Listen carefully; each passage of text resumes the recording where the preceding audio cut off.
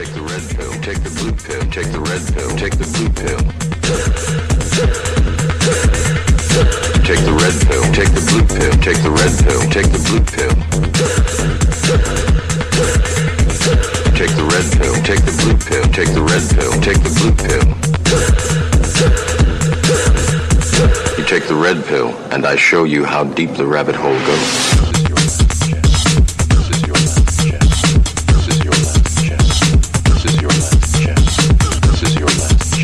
This is your last chance. After this, there is no turning back. You take the blue pill, the story ends.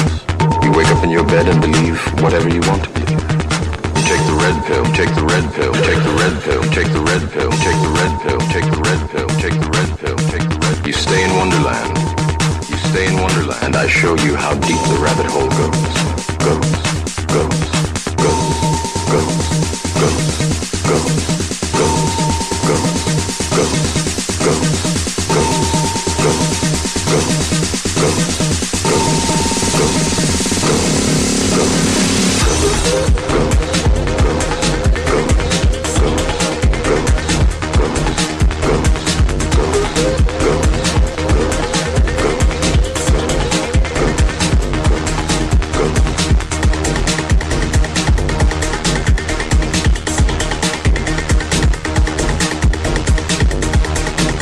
Now, from sunny South Florida, it's the Red Pill Reality Show with your host, Riscalla. Every Saturday night from 9 p.m. to midnight on the L&M Network. And now, your host, Riscalla. Take the red pill, take the blue pill, take the red pill, take the blue pill. I know you're out there. I can feel you now. I know that you're afraid. You're afraid of us. You're afraid of change. I don't know the future. I didn't come here to tell you how this is going to end. I came here to tell you how it's going to begin.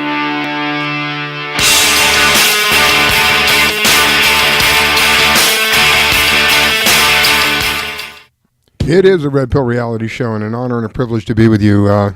Just a little bit of a change in the way we start up tonight, kind of reminding me of what really brought me about to the whole name of the show, the Matrix, and how it parallels our lives in many ways, and how it kind of reveals, if you look between the lines, so to speak, if you kind of look into what is happening and the story behind it, it is very true, and it reveals what we are actually going through in a reality today, that we are enslaved in many different ways, and mentally, spiritually, physically, financially, many different ways that you can say someone is enslaved. It's not necessarily like some people think back in the old days where it was just white white slave masters and people of color as slaves, because that's not the truth either.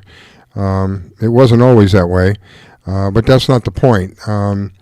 You can have slaves of all kinds of different colors, and you can be enslaved in all kinds of different ways. And none of them is any better than the other, if you will. Any kind of enslavement is not acceptable. And it's happening to us today. It's happening to us here in this country today. People either don't want to see it, or they don't see it, or they're afraid of it. But it is happening, and it is evident around us, all around us, day in and day out. I have spoken many times about the perception that we have about money. You know, you carry that, if you're, hardly anybody does anymore, but if you carry cash with you, if you look down at that bill, the top of the bill, it says Federal Reserve Note. That's nothing more than a fancy IOU. Technically, it has no more value than monopoly money, technically.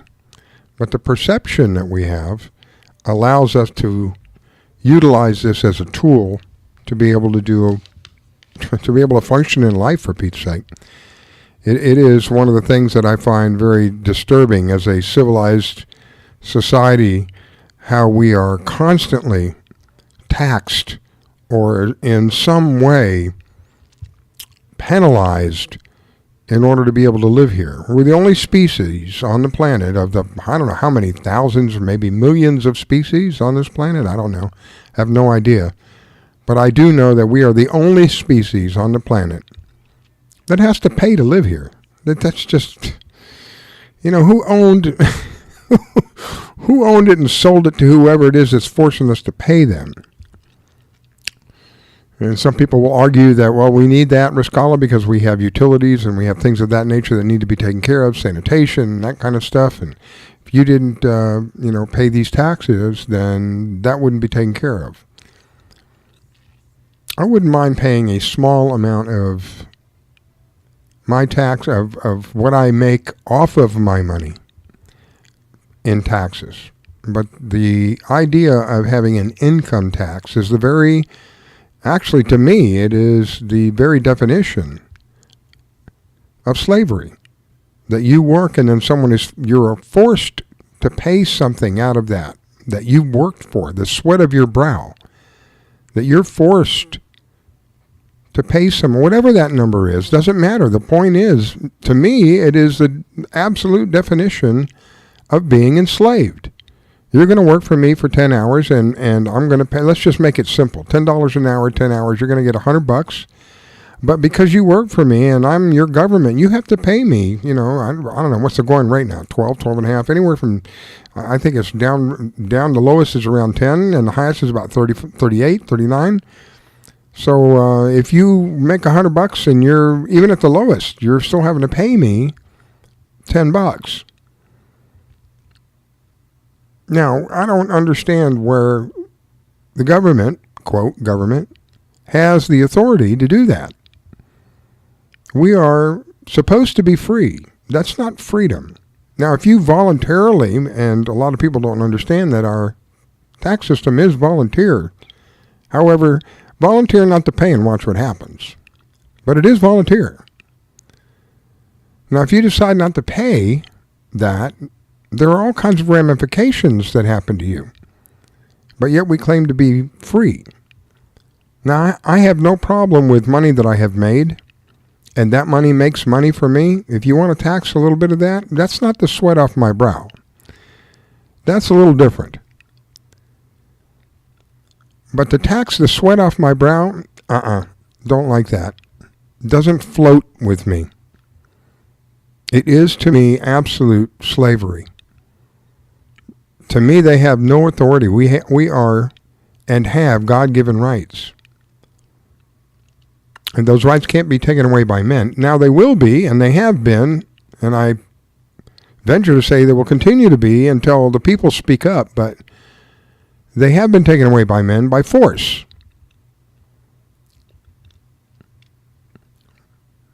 You remember the little thing I started at the little matrix thing?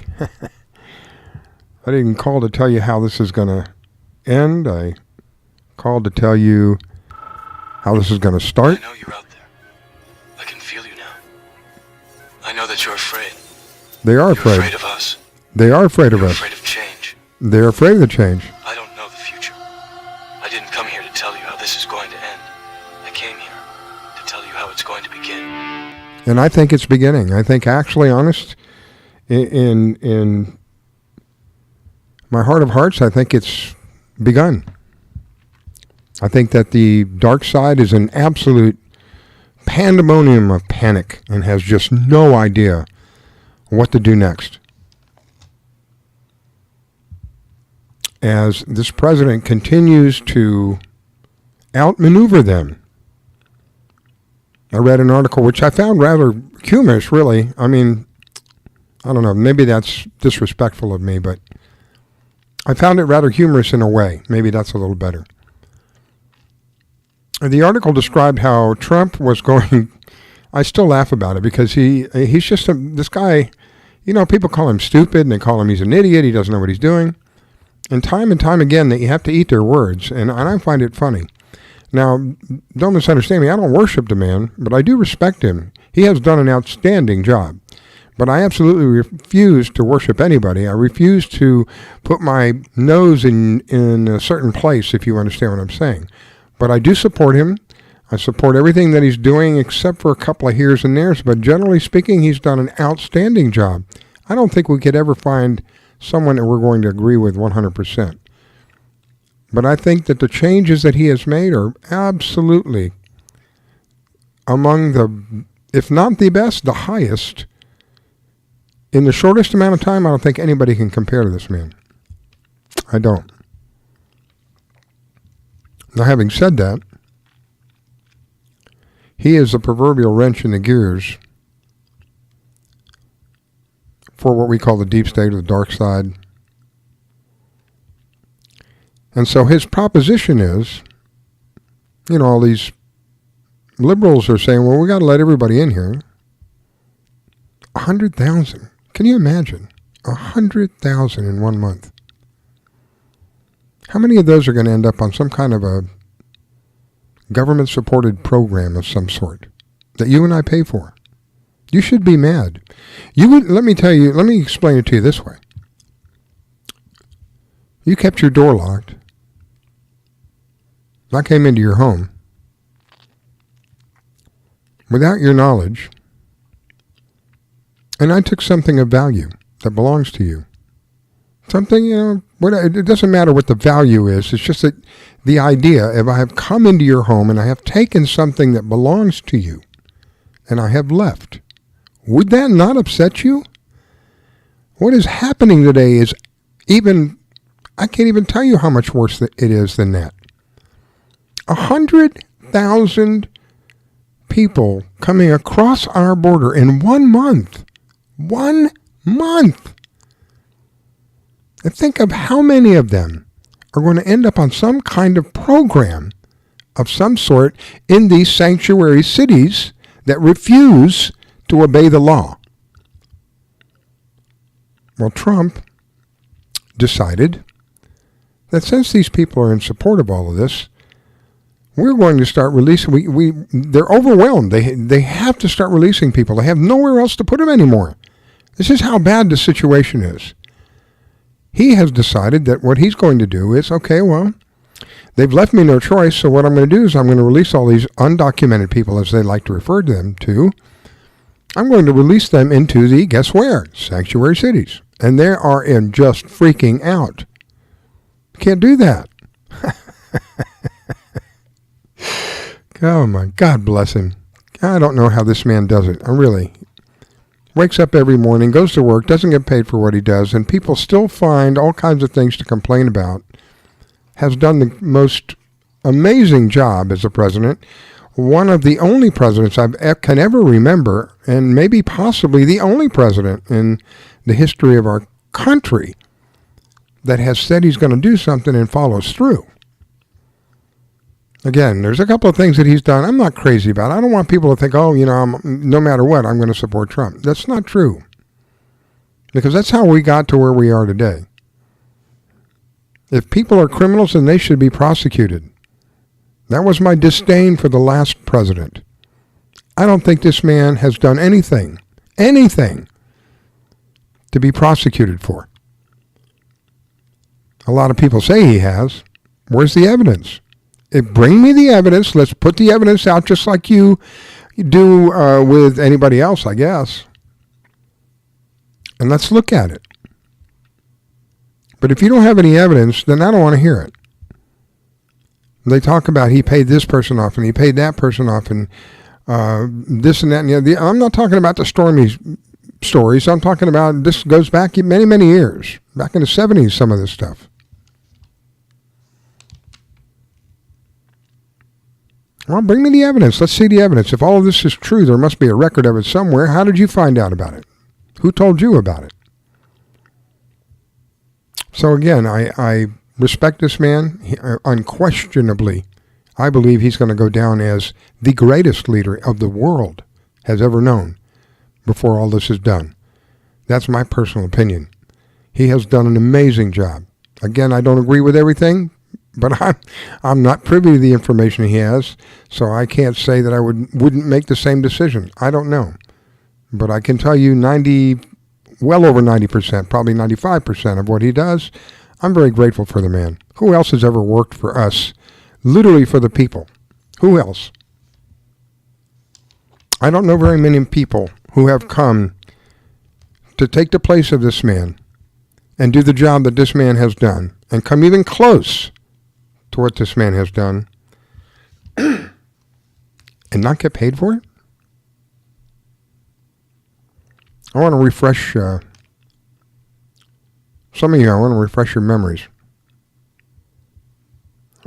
I want you to go back in time a little bit here. We're going to time travel. This is when our president was still campaigning. Our movement is about replacing a failed and corrupt political establishment with a new government controlled by you, the American people. The Washington establishment and the financial and media corporations that fund it exist for only one reason: to protect and enrich itself. The establishment has trillions of dollars at stake in this election. For those who control the levers of power in Washington and for the global special interests, they partner with these people that don't have your good in mind. Our campaign represents a true existential threat like they haven't seen before.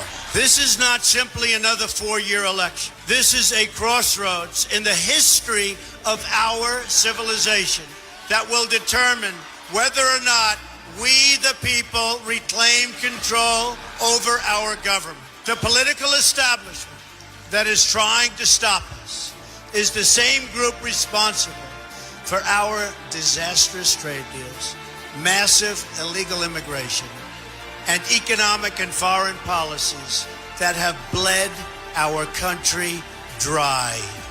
The political establishment has brought about the destruction of our factories and our jobs as they flee to Mexico, China, and other countries all around the world. It's a global power structure that is responsible for the economic decisions that have robbed our working class, stripped our country of its wealth, and put that money into the pockets of a handful of large corporations and political entities. This is a struggle for the survival of our nation, and this will be our last chance to save it. This election will determine whether we're a free nation or whether we have only the illusion of democracy, but are in fact controlled by a small handful of global special interests rigging the system, and our system is rigged. This is reality. You know it, they know it, I know it, and pretty much the whole world knows it. The Clinton machine is at the center of this power structure.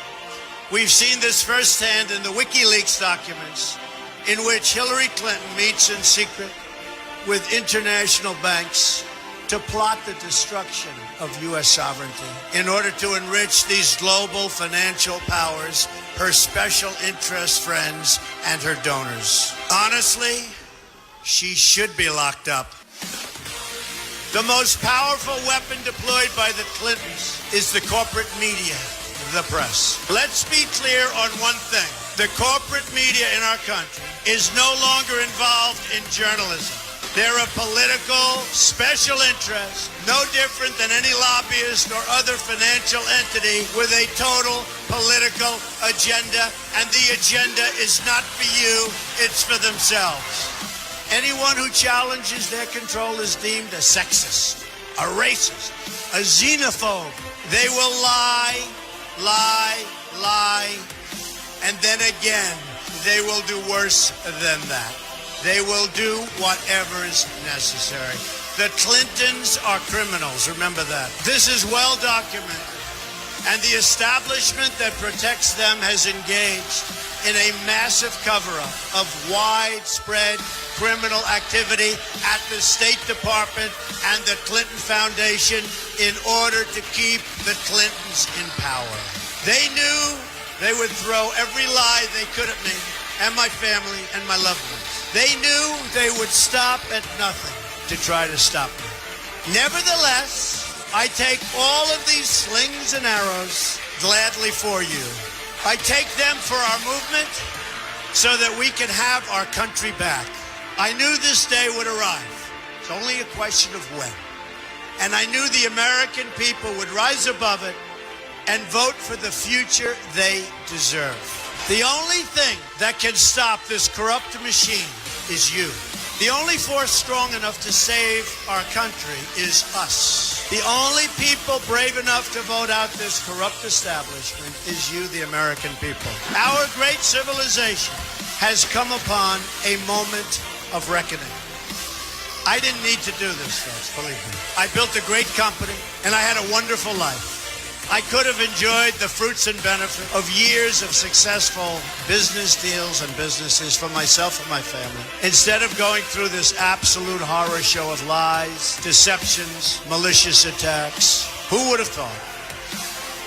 I'm doing it because this country has given me so much, and I feel so strongly that it's my turn to give back to the country that I love. I'm doing this for the people and for the movement, and we will take back this country for you, and we will make America great again.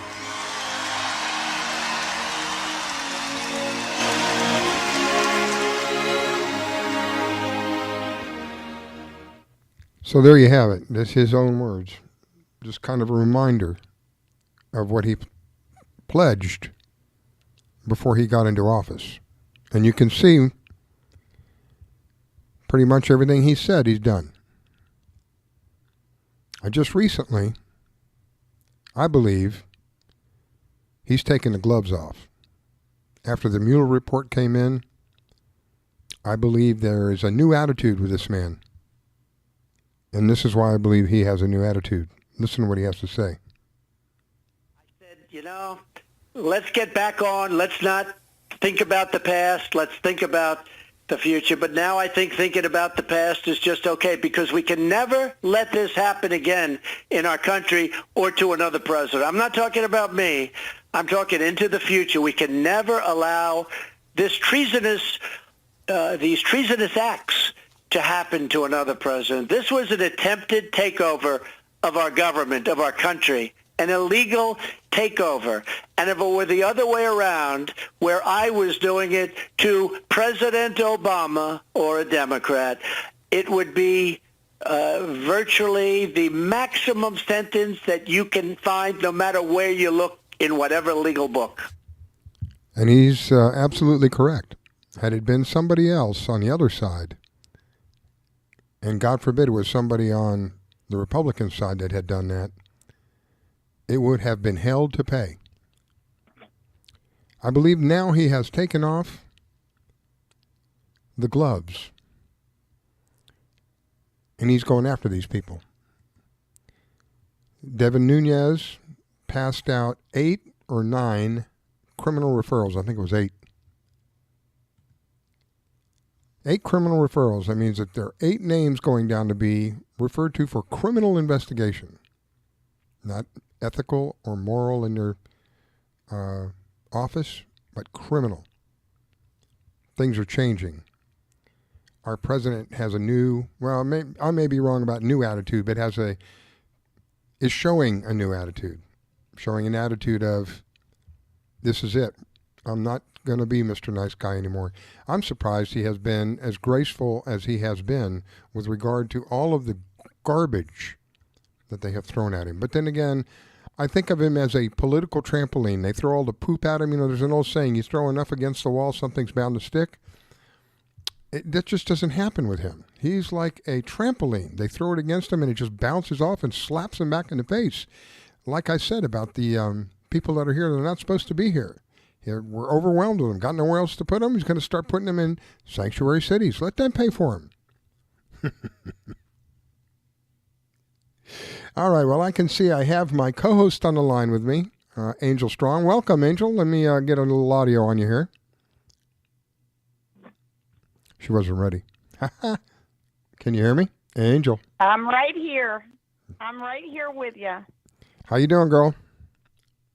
I'm doing great, and I'm listening, and I think you're right that he has reached the point of taking off his gloves. I just hope he has reached the point to putting the cuffs on them. Well, I think that he's leaving that up to Barr, and I think Barr is a no no frills kind of guy. I'm not here for, the fame. I'm here to get this job done. It's going to and it's going to be done right. Oh, I agree. I think that, and his reputation stands for that.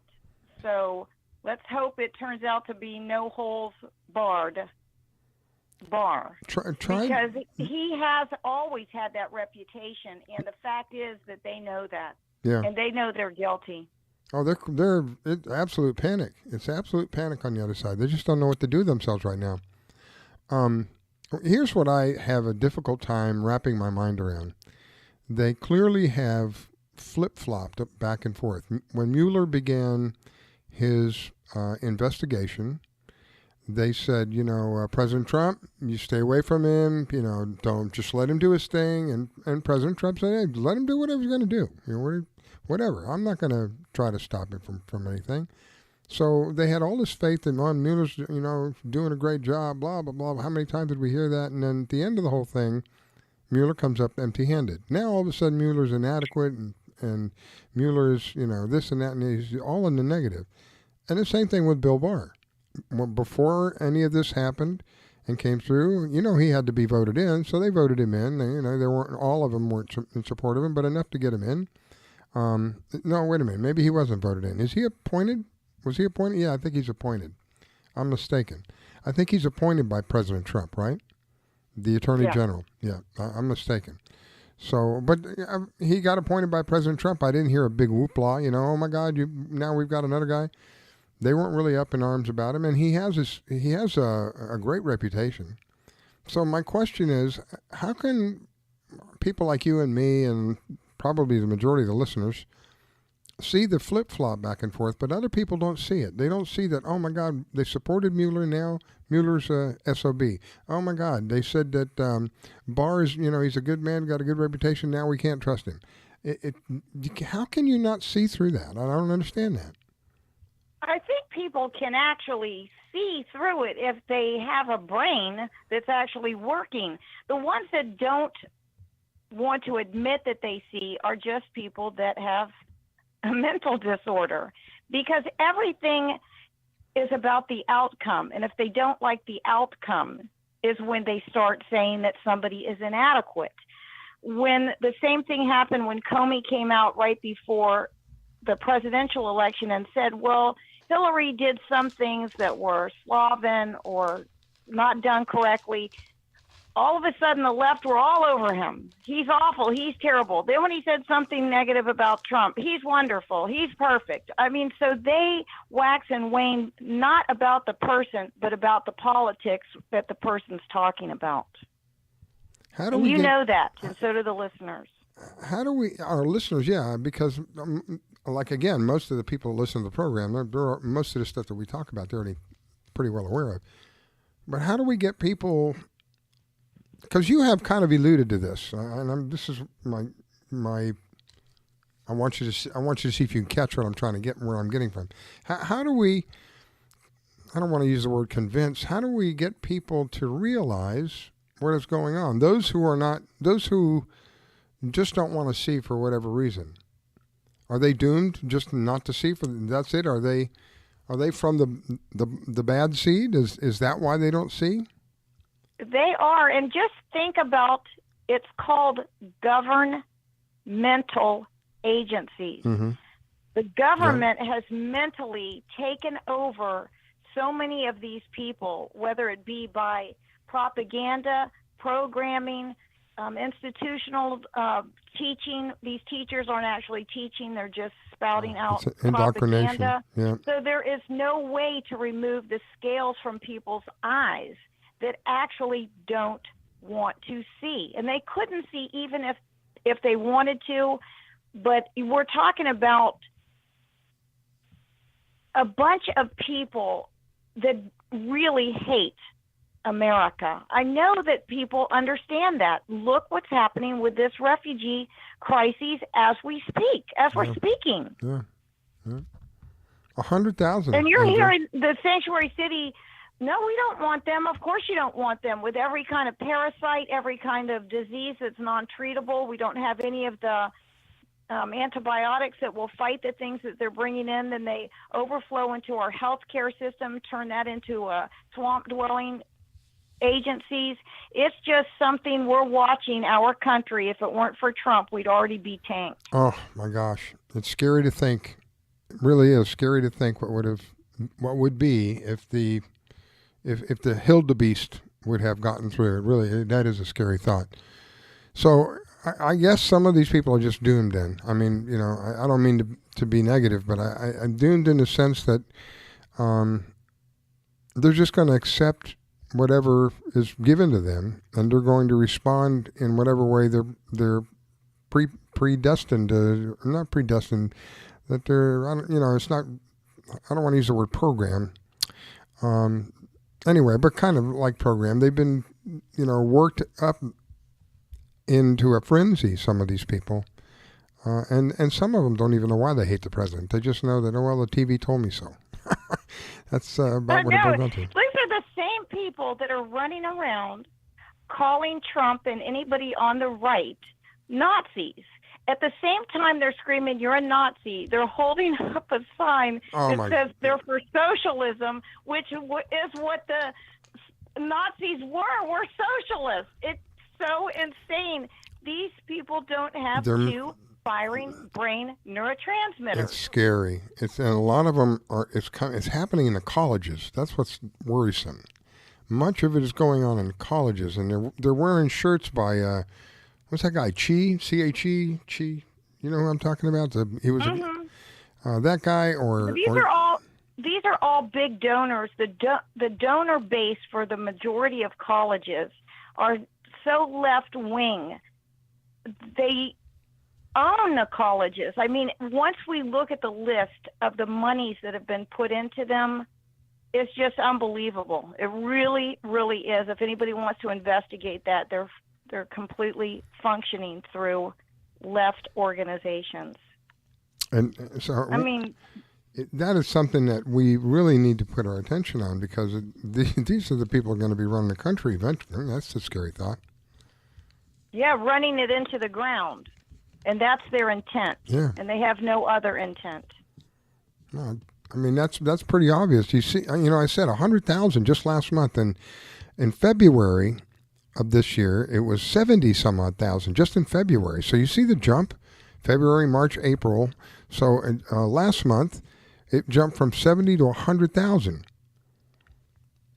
What's that, like a 40% drop? And why? Because they know these sanctuary cities, not that they're going to get bussed in there and put there, but they're told once they come here, which is a crime, and once they do another crime, they have a sanctuary city to run to. They're not coming here to assimilate. They're coming here to desecrate. Yeah. It's that simple. Yeah. Yeah. And so, I think that we should use whatever influence that we have among our friends to make sure our friends understand that when the time comes, because if I'm not mistaken, this next election, just about every seat in the Senate and the Congress, if not every one of them, pretty darn near it, are going to be up for grabs. So we could be a little more careful, a little more picky about who we put back in there. Picky? Look at this Somalian battle axe that needs to get sent back to the streets of Mogadishu via cannon, because she has absolutely no business sitting anywhere in a political position. Nowhere. It's embarrassing. She's vile. She's vulgar. She's anti-Semite. She's anti-American. No, she's outspokenly anti-American. I know. It's just it's embarrassing. It really is shameful. Her and Rashid, I think is her name. That's the one who, upon her inauguration, she's going to impeach the MFR. What a wonderful thing to say about our president. That's what she said. She even said that she said it to her son. She's raising a patch of hominids in that house. Wow. So, this is, I have said many times, what is happening, if you want to blame somebody, go look in the mirror. It's been all of our faults for allowing this to happen. I have no clue how anybody could vote these people in, but they did. And now we have to deal with it. But there's got to be a way to remove them and get them back out. Because I from what I understand, the one, the Rashid, I think I'm saying her name right, she registered in a district she really doesn't live in. She used her father's address. So there's technicalities that could be brought up to have them removed and get them out. And get someone else in who's going to represent the people. You know what's scary? I didn't realize we have a lot of people of the Muslim faith involved in our government. I mean a lot, like maybe close to a couple of hundred. Well, I've talked about this before. Yes, they infiltrated through Obama. He brought in so many to put in positions. And in our State Department, even though I will tell you this was prior to Obama, but he flanked them to make sure that it stayed this way and encouraged it even deeper, that nobody in our State Department is allowed to translate Arabic other than a Muslim. No Jew and no Christian is allowed. An Arabic mother tongue is not allowed in our State Department. So any of our intel that comes in, it goes through their filter. And believe me, the people that are in political positions, they know. Wow. They absolutely know. Wow. It's not like a Trojan horse. I mean, they're galloping like it's the Kentucky Derby. Wow. It's very concerning to me. I mean, I'm seeing it happen before my eyes. You know, people ask, well, I wonder how the Germans got how Hitler got the Germans to do what they were doing. And then I'm seeing what's going on here, and I'm going, oh my God, this is how he did it.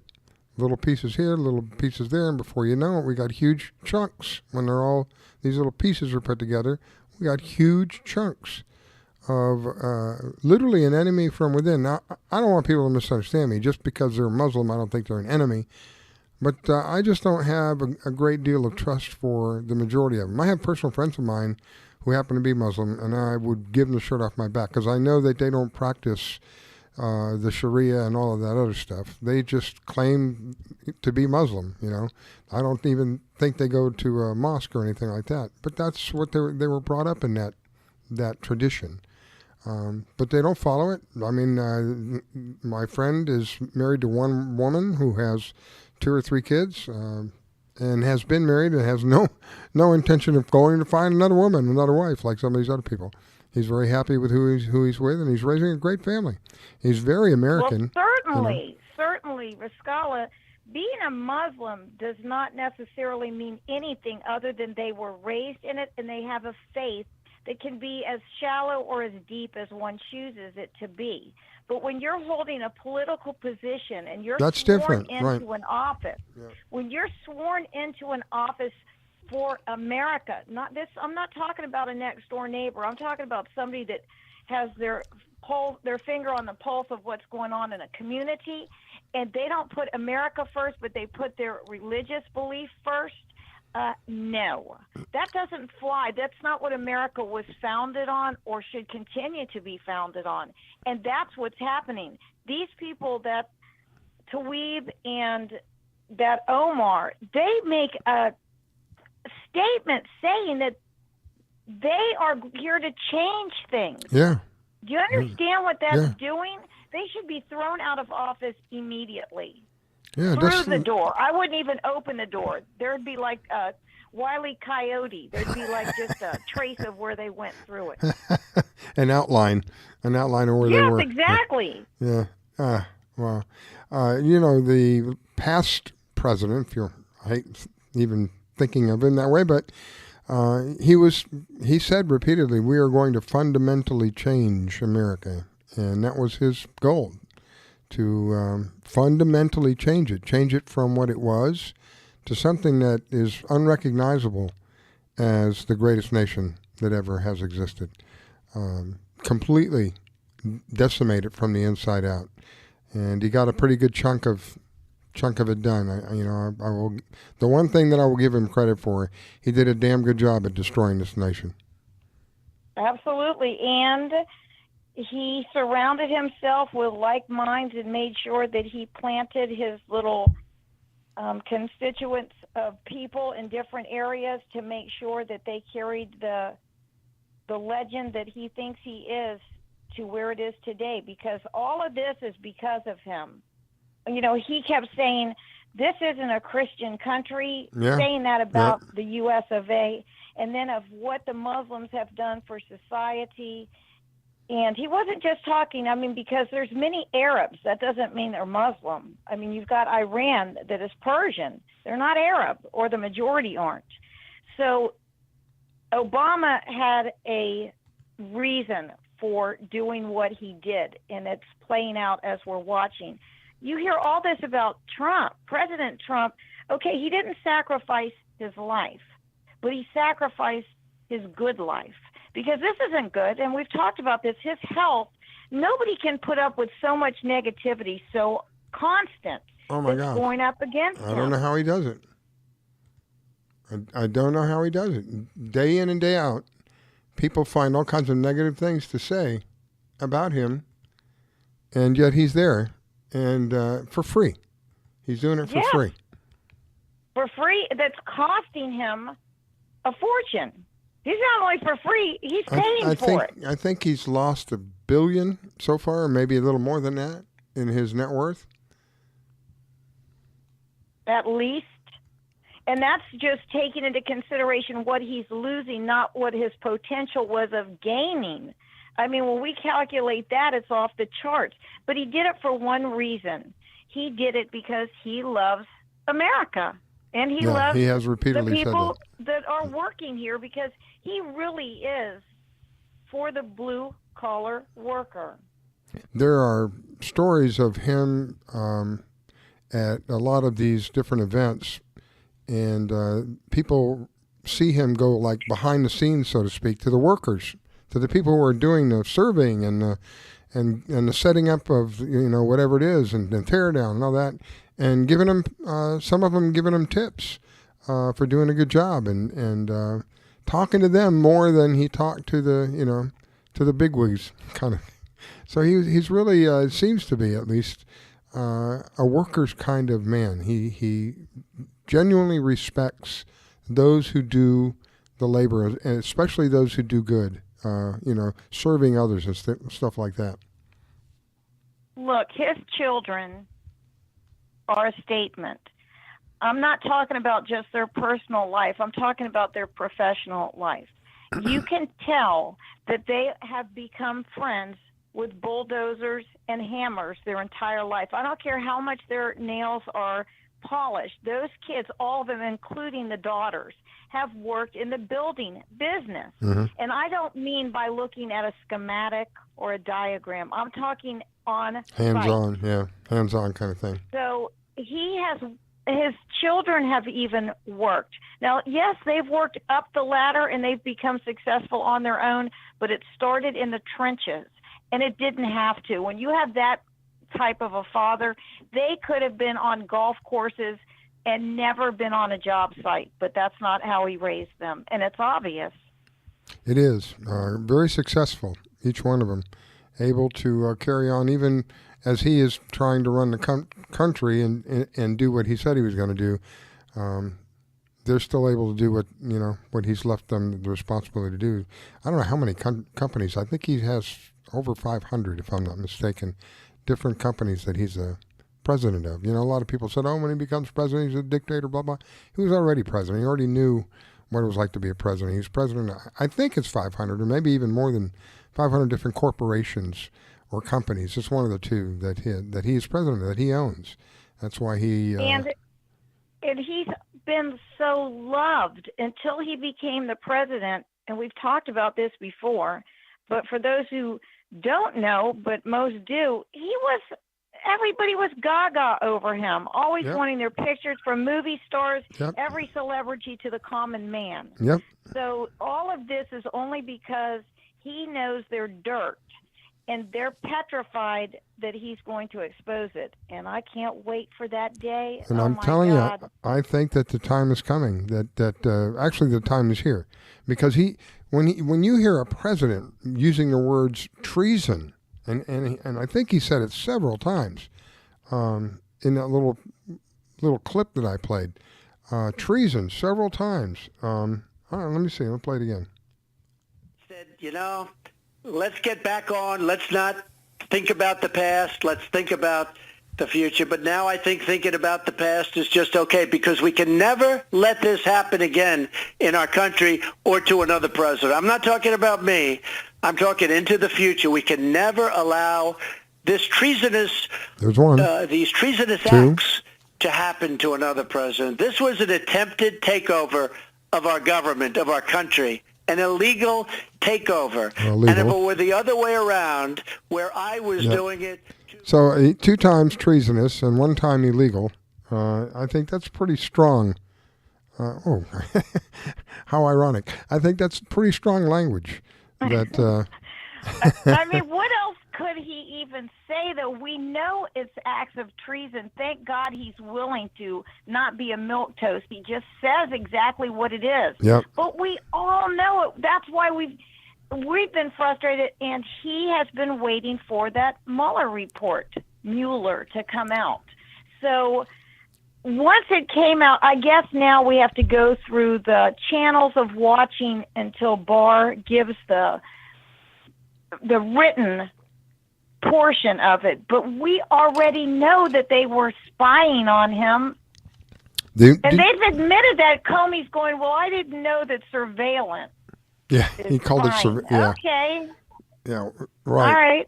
Well, that's kindergarten 101. Oh, gee. This is the silliness. It's just, I don't understand how they're found guilty of something. So instead of saying, "Oh, I'm sorry about it," no, they double down on whatever it is that they're doing. It's like, "Oh my God, how dare you accuse me, even though you caught me with my hand in the cookie jar? Shame on you." It's like, I mean, wow. Can you even imagine? I know we've gone over this till we're blue in the face, but the fact is that Hillary bleach bit and took sledgehammers to her cell phones and her computers. Now, why doesn't the news, portions of the news, even care about that? That's all destruction. We're hearing now is his tax returns. Right. I don't care. That's the next thing, is his tax returns. And the prior that you mentioned is destruction of government property. Yes. Not only government, yes, it is destruction of government property, but it was already, we know it was classified. She doesn't think the C was for classified. I mean, let's get real. She knew you don't destroy something. And believe me, every email has a receiver's end, too. It's not just that you send it to yourself and you can destroy the received end. They're panicked. Maybe she thought the C was for Clinton. She's so full of herself, maybe she thought that, Oh, C, yeah, that's Clinton, yeah. She knew what it was. She knew what it was, but her dirty deeds she was trying to cover them up because she thought she was getting into office and nobody would dare go past her. Yeah. So that's why she was able to destroy it. The fix was in. Yeah. She was winning, Madame President. Mm. Yeah, right down to the tune where Time had already pre-printed, I don't know how many 100,000 of their magazines with her picture, Madam President. And not one, you find me one that had President Trump's face pre-made. Yeah. Nope, it's evidence that even the media is involved in this. And there's going to be a lot of people involved in the media that are going to be picked up and they're going to be brought to justice eventually. I think that there's a long trail. The last time I looked, it was over 80,000 sealed indictments. Over 80,000. So there's going to be a lot of people that are going to be arrested, rounded up over however long it's going to take to do. It might take years to get them all. Well, look at Donna Brazile gets to work at Fox now. What a joke.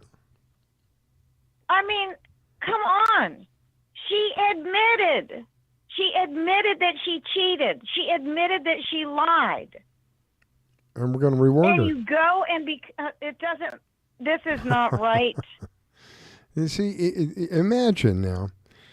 You see how bad it is right now with somebody like the president that we have now, who is pretty much a straight player. He doesn't play games. You go by the law, and that's the way it is. And you see what they're getting away with him in charge. Could you imagine what they would be getting away with if it were Hillary that were here? Oh, my goodness. First of all, we'd probably never know about any of this stuff. Not probably. We wouldn't. Even those of us that had always suspected it, it wouldn't be out in the light that Trump has shined on it, because he's persistent about letting things come out. Now, it's not in the quick fashion that we wish it was, because I like swift justice. I just like it. Let's get them in, bag them and toe tag them, and stack them up like cordwood, because I don't care. I do not care. It's crimes against humanity. These people have been caught as pedophiles. You cannot have your personal assistant, that Huma, okay, personal assistant.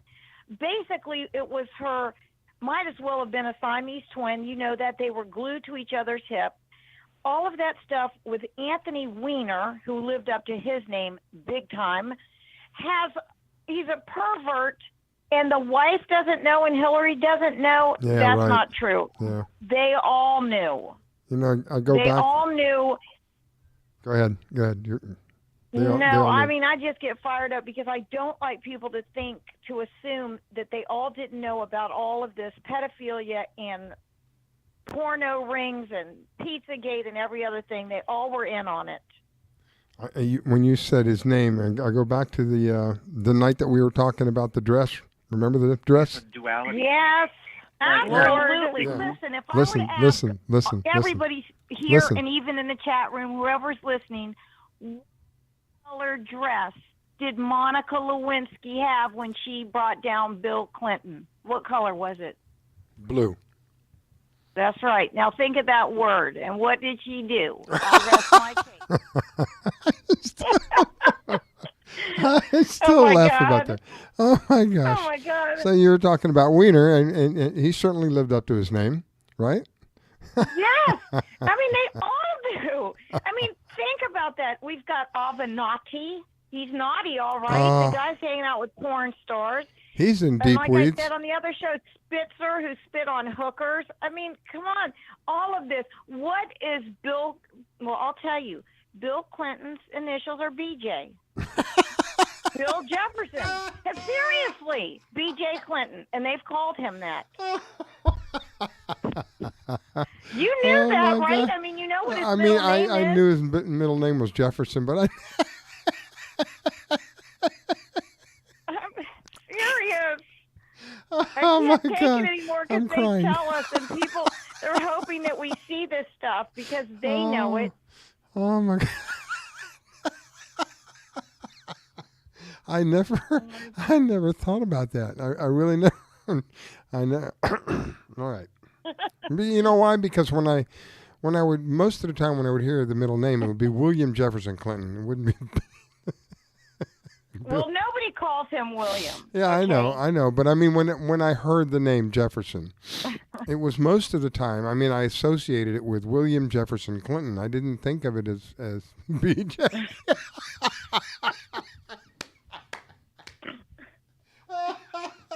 Oh, that I just find that absolutely just the funniest thing.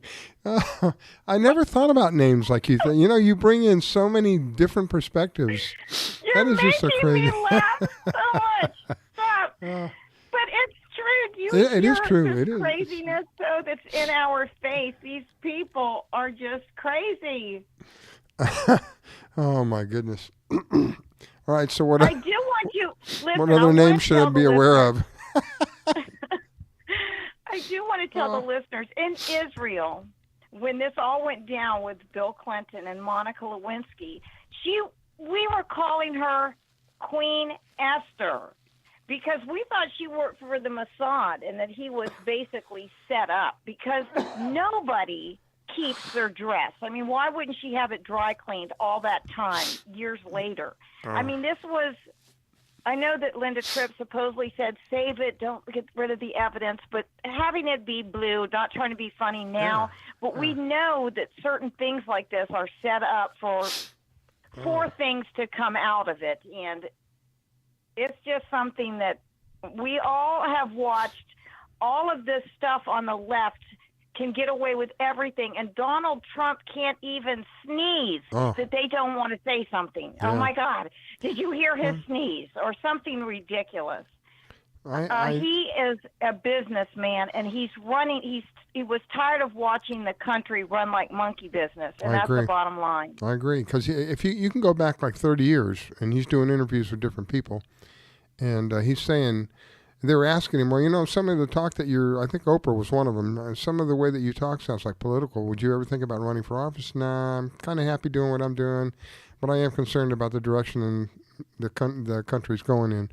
But I don't take it off the table, but I'm happy doing what I'm doing. And then another one that he spoke in, he mentioned what a dirty, nasty industry it is, and how he just didn't want to be part of that. He just wasn't, again, he was happy doing what he's doing. He's a billionaire. He could have easily gone out and bought himself a little island somewhere and, watched as America burned down, basically, stepped out and say, the hell with all you people. I don't need this. Bye. And watch it burn, Well, we have to remember that there are some of us that have patriotic blood, and it makes us want to help people. Yep. And he is one of those types of people. Yep. He is a good soul. And there are people like the Clintons. He flat out said it, because I was listening to your show, or the show that I'm co-hosting with you, where you played him say flat out, the Clintons are criminals. Yeah. He said it. Played it tonight, I think. I think it was part of the video. Yes, clip right. That's tonight. what I'm saying. I was listening to the show before I came on. Yeah. And listening to him say flat out they're criminals. That's something that you don't say in his position if you're not sure of it. Yeah, because there's a big liability there. Huge liability. Yes. So, but we know, it was a criminal act to destroy the stuff. Absolutely. Those. Yes, but also, what about Obama sending all that money? $1.5 billion. Iran. Yeah, in cash. In cash and gold bullion. So there's not enough. There's not enough airplane scales to weigh what he sent, and people are worried about a piddly amount that President Trump wants for a wall to keep all these diseases and parasites out of here. And do you 1.5 billion, and it's done before everybody, and yet he's able to walk away from that? I just can't imagine how far the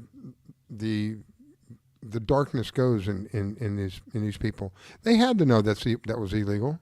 How could he come up with, and in cash too on top? So it's all untraceable, unless they kept all the serial numbers. But basically it's cash. What are they going to do?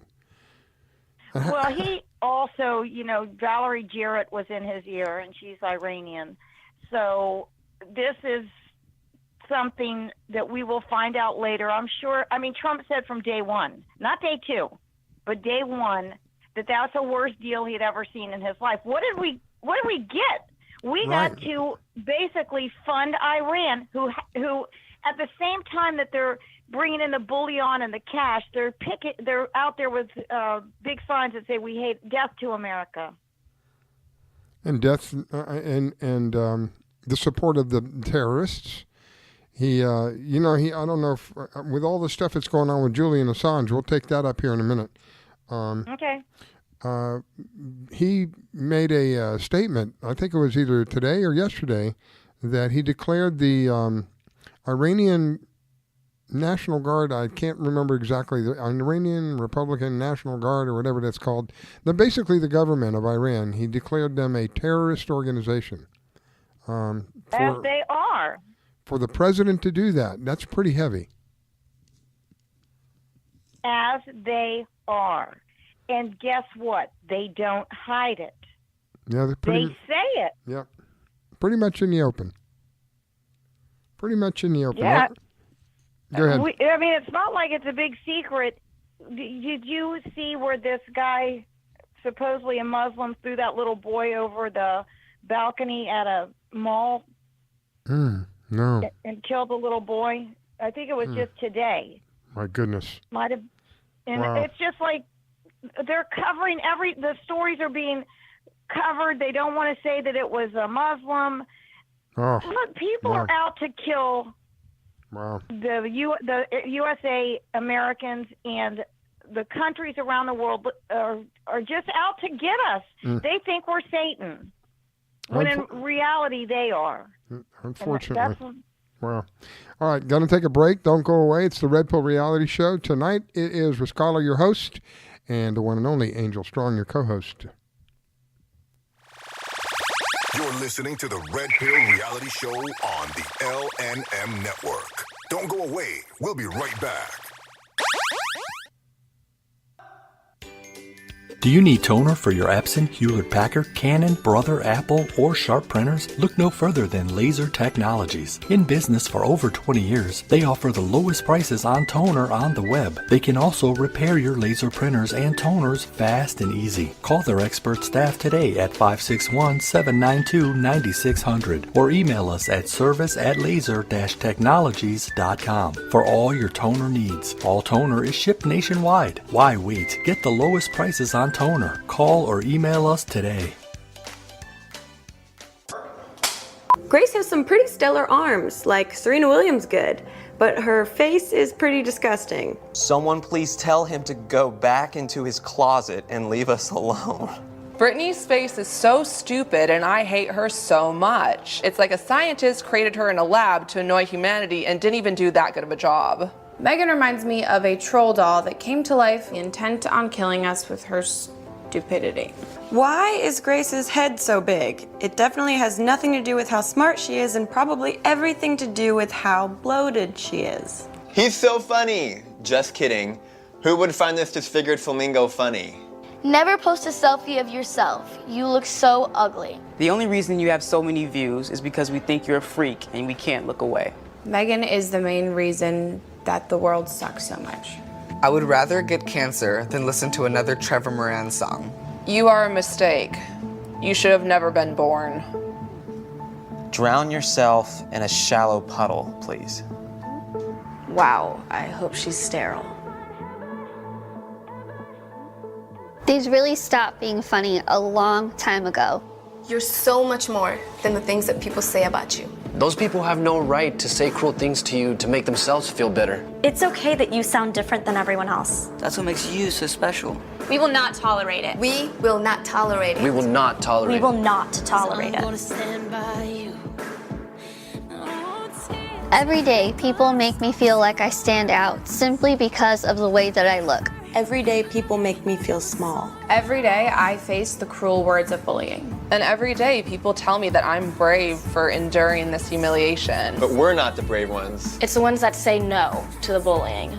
The witnesses. If we all join together, there's nothing that we can't do. We will no longer be the silent majority. When we see bullying online, We will let the world know that we're going to take action with the I. Now, when you see online bullying, there's something you can do about it. Our actions will overpower cruel words. I am a witness. I am a witness. I am a witness. I am a witness. I am a witness. I am a witness. I am a witness. There is power in words. But it's nothing compared to the power of the actions that we put behind our words. Visit eyewitnessbullying.org to learn more. I am a witness, and so are you. I'm gonna stand by you. This station is now the ultimate power in the universe. We have ignition. Strap in. 5, 4, 3, 2, 1.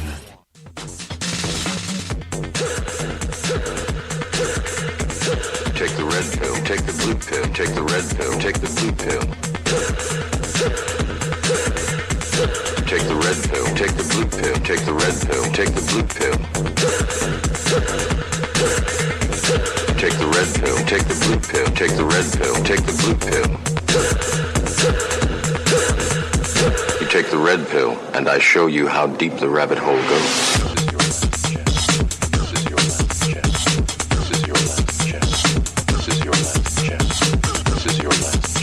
This is your last chance. After this, there is no turning back. You take the blue pill, the story ends. You wake up in your bed and believe whatever you want to believe. You take the red pill, take the red pill, take the red pill, take the red pill, take the red pill, take the red pill, take the red pill, take the red. You stay in Wonderland. You stay in Wonderland, and I show you how deep the rabbit hole goes. You're listening to the Red Pill Reality Show with your host, Riscalla, every Saturday night on the LNM Network from 9 p.m. to midnight.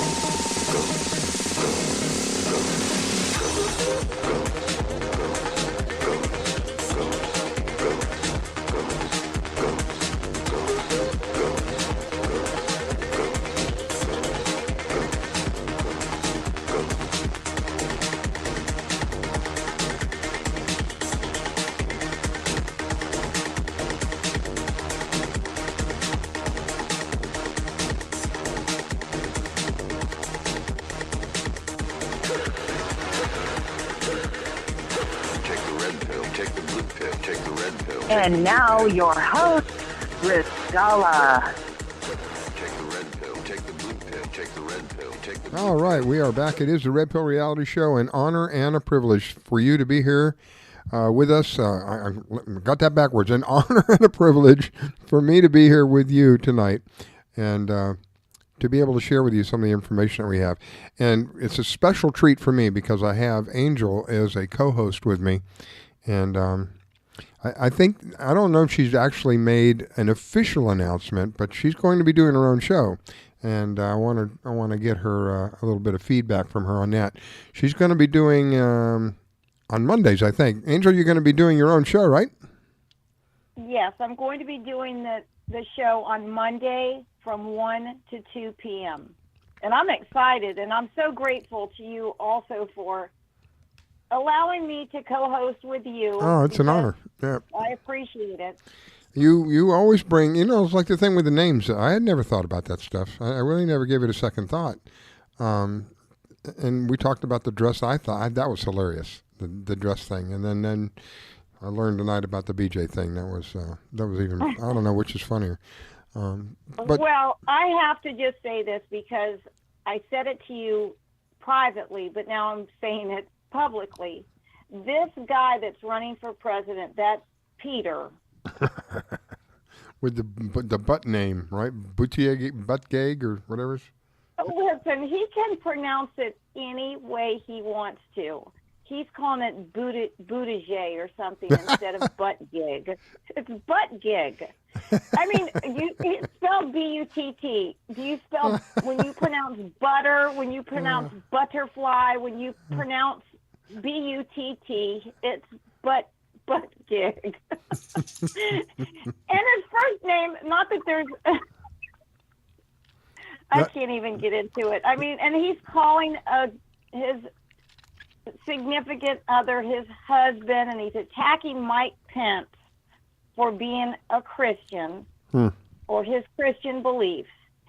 And you just could not pick a name, Peter Buttongig. I mean, you've got to get real.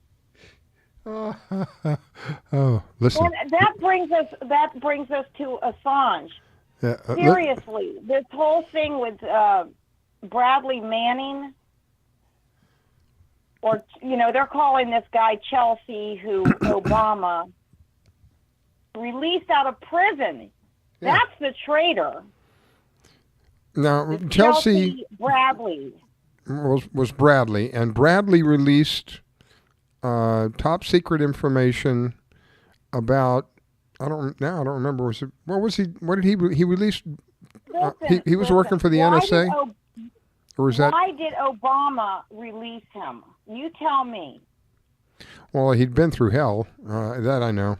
That he'd been through quite a bit as a man. I guess it freaked him out so bad he wanted to be a woman now. And look at his name, Manning. Yeah. Come on. I mean, he's supposed to be a whistleblower. I think he blew more than a whistle.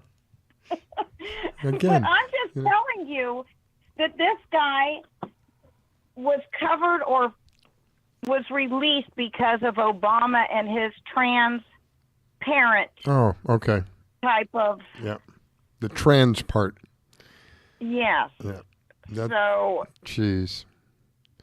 All right. Well, let me put the phone number out there. Anybody wants to call in, we can do that for you. If you want to call in, the number is 561-440-5174. 561-440-5174. Give us a call and just keep yourself muted. We'll bring you on. We won't keep you holding too long. If you got a comment or question, we're open to that. I'm kind of watching what's going on in the chat room as well. It's quite a comical night tonight with a few of the pics that they're putting in there about Hillary and some of these other people. But it's true. It's true. And I saw a post today that really rang true with me. It was a picture of Hillary in the background, and then it said, "Now the real witch hunt begins." Well, could you even imagine what skeletons are in her closet that might be exposed? Really? Well, I've read a couple of articles that claim that she is a black witch, not black and not obviously not skin color, but she's I guess is a degree or something, that she is a black witch. I guess the evil of the evilest, if you will. You take the north, south, east, and west wicked witch of all and put them together, and that's her.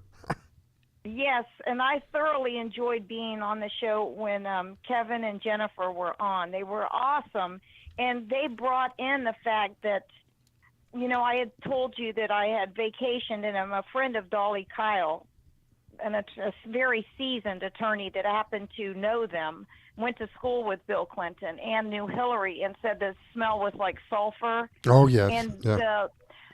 When Kevin said, well, that's satanic. In the witchcraft, she's been known to not only participate, but actually people disappeared. Wow. And that was Kevin and Jennifer, and they're very well aware of what they're talking about. And we're going to be on the show April the 19th, which is a Friday, or I think is this coming Friday. And we'll be on the show. I'll give you all the details a little later in the show. But yeah, we're going to be on the show. I'm looking forward to that. That's going to be very, very cool. Yeah, they're awesome. I thoroughly enjoyed being a part of that conversation with them because they peppered it with so much other information. Because all of us know something, but together we know a lot. It's just always absolutely fun. Agree, 100%. What we can do together is amazing. This is the scariest thing for these people that have it out for us, is for us to work together. That literally makes them poop in their pants. They just can't deal with that because they work so diligently at keeping us fighting with each other, whether it's fighting for this or fighting for that or fighting for the other. Really, the point is that they throw a myriad of things at us to keep us fighting with each other, and they can continue doing what they're doing. Their whole motto is order out of chaos. Well, look at around us today. Are we not living in chaos? We are, over half the government. We're complaining to them, why can't you obey the law? We want this wall built. Over 80% of the Americans that are citizens have absolutely come out and voiced their opinion and said, we want this wall. 80%. So if you are supposed to be representing the people, why are we arguing with you to build this flipping wall? So the evidence is before us that things are not the way that they should be. And this is just, how could you describe chaos any better than the people fighting with their government for the government. My dog just knocked over my cup. For the government to obey the law. Look, like I have said, and I will continue to say, there should be some program called Unlock for Libs. So every liberal that votes that they don't want any border, that they have to sacrifice and donate any government assistance, present and future, every dime. They don't get one dime. It goes to somebody that they want brought over here, because we cannot afford this. We have our own people that get stipends, nothing, hardly any assistance. While these people come here, their pockets are ready to explode. The seams are busting out of their pockets, the money they're getting. Not hundreds a month, thousands a month. And typically 3 times what somebody who's like on Social Security. They get 3 times that amount when with all the benefits and everything, when you add it all up. To me, it's pretty straightforward.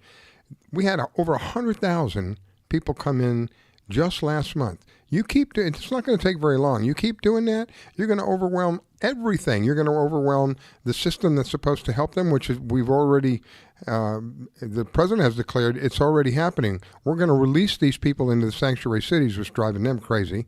So we're already overwhelming that. They eventually will overwhelm our financial system, because the majority of these people are going to end up on some kind of a program. Who pays for that? You and me. Do we get any benefits out of that? No. After a while, people are going to go, this is ridiculous. We're just not going to do this anymore. I think that we're headed in that direction.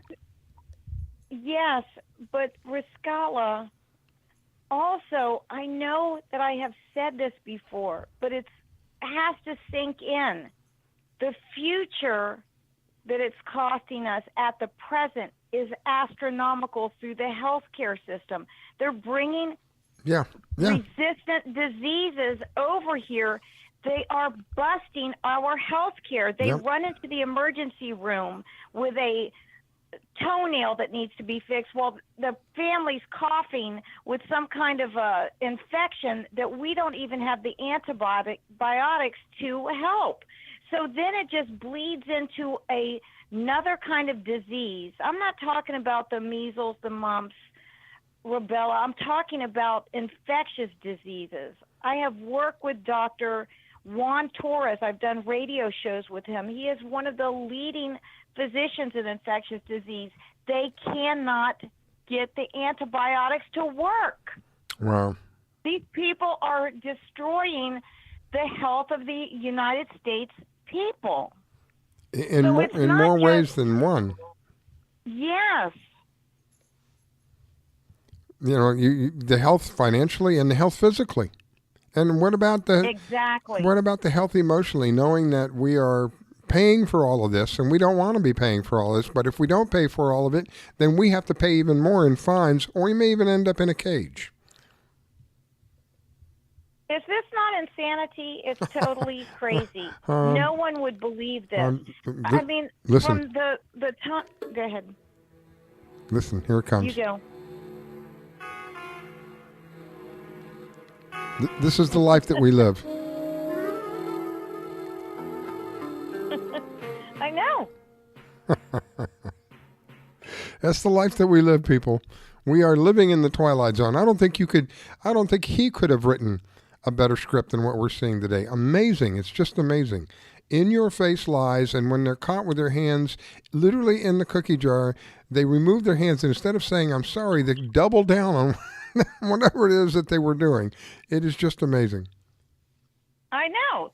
And you have somebody like Alex Jones who they try to stifle him, suppress him, shut him up. All of the things they do to somebody like Alex that tries to get information to the rest of us. And yet on news channels, on primetime news stations, they lie consistently with no plug. Nothing gets pulled on them. Yeah. So they go after the people that want to tell the truth to stifle them, and they give full balance to the people that lie. It just doesn't make any sense. It's pretty much in your face. You look at what's going on with Twitter and Facebook and Instagram. If you're a conservative of any kind, or if you're speaking up for the things that are right, you're being censored. Again, Alex Jones is completely cut off. They just completely took him out. But there's a lot of other people. I can't think of it. Something Health News. I can't think of the name, but it was a health-related organization that had homeopathic cures for a lot of the stuff that's going on. They cut them out. They had over 2 million viewers on YouTube. I can't think of the name of the place. But just imagine the censorship for something that has been proven out to be a lot of truth, basic factual things. So they put the kibosh on Alex, and they let these total liars, proven liars. It's not like we're guessing, gee, I wonder if I heard the word no path. That's all for the president. No path, no path. Even if everything went his way, no path to the presidency. And they lie with a straight face. Yeah. And nobody puts any kind of restrictions on them. Again, people are getting tired of it. This is why I said earlier at the beginning of the show tonight, I think the gloves are off. I think things are really going to start moving forward very quickly now. He has said repeatedly he holds a great deal of faith in William Barr. And William Barr, during a testimony, was asked, well, do you believe that he was spied on? And he said, yes, I do believe he was spied on. He said, that's not the question. The question is, why was he spied? Was it done in a... I can't think of the right word, but in an illegal way. He had to use a different word, or was it? Did they truly believe that he was a agent of Russia, or did they do this just to derail his campaign? That's what we need to find out, and I think he's going to find out.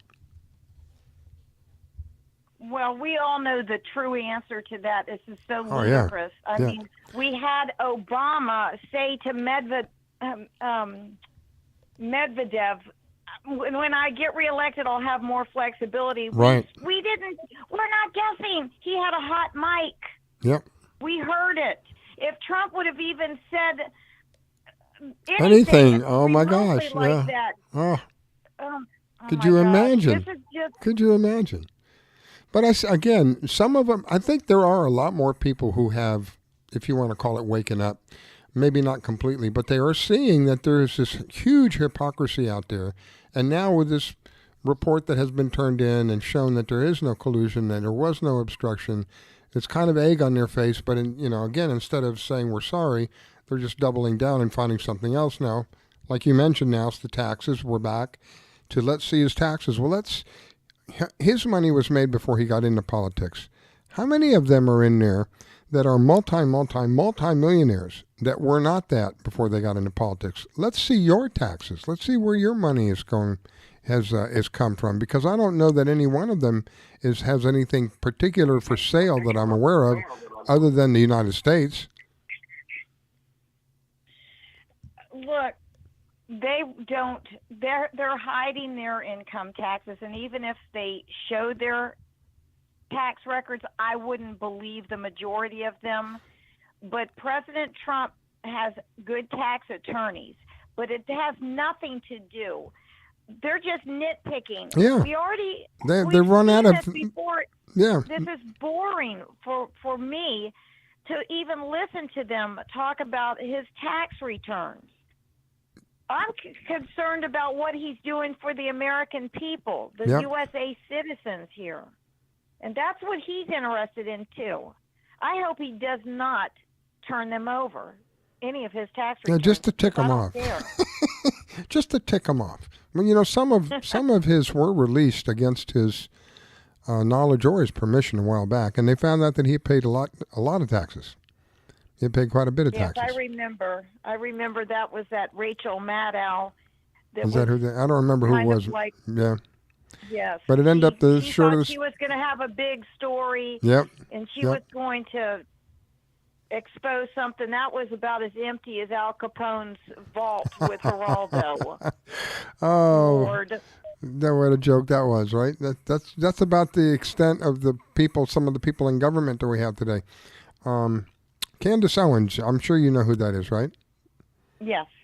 She she was testifying before Congress, some of the people in Congress, about some of the quote racism that's happening here in the United States, and one of the Congressman Liu, presented a clip of an audio clip of her responding to somebody's question.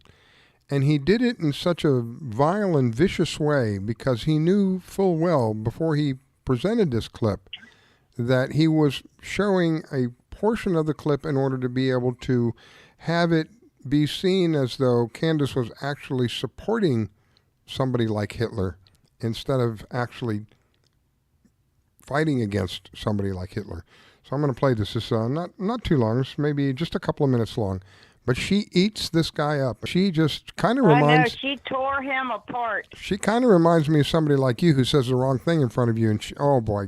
Well, let me let you hear her. Okay. Yes, I think it's pretty apparent that Mr. Liu believes that black people are stupid and will not pursue the full clip in its entirety. He purposely presented an extracted clip. The witness will suspend for a moment. It is not proper to refer disparagingly or to a member of the committee. The witness will not do that again. Witness may continue. Sure, even though I was called despicable. Witness may not refer to a member of the committee as stupid. I didn't refer to him as stupid. That's not what I said. That's not what I said at all. You didn't listen to what I said. May I continue? Please. If you'll notice, now he clearly he was in the wrong. He didn't apologize. Yeah, go ahead. Let's continue. As I said, he is assuming that black people will not go pursue the full 2-hour clip. And he purposefully he cut off, and you didn't hear the question that was asked of me. He's trying to present as if I was launching a defense of Hitler in Germany, when in fact, the question that was asked of me was pertaining to whether or not I believed that whether or not I believed in nationalism, and that nationalism was bad. And what I responded to was that I do not believe that we should be characterizing Hitler as a nationalist. He was a homicidal, psychopathic maniac that killed his own people. A nationalist would not kill their own people. That is exactly what I was referring to in the clip, and he purposely wanted to give you a cut-up similar to what they do to Donald Trump to create a different narrative. That was unbelievably dishonest, and he did not allow me to respond to it, which is worrisome and should tell you a lot about where people are today in terms of trying to drum up narratives. By the way, I would like to also add that I work for Prager University, which is run by an Orthodox Jew. Not a single Democrat showed up to the embassy opening in Jerusalem. I sat on a plane for 18 hours to make sure that I was there. I'm deeply offended by the insinuation of revealing that clip without the question that was asked of me. Eat him up. One side and down the other.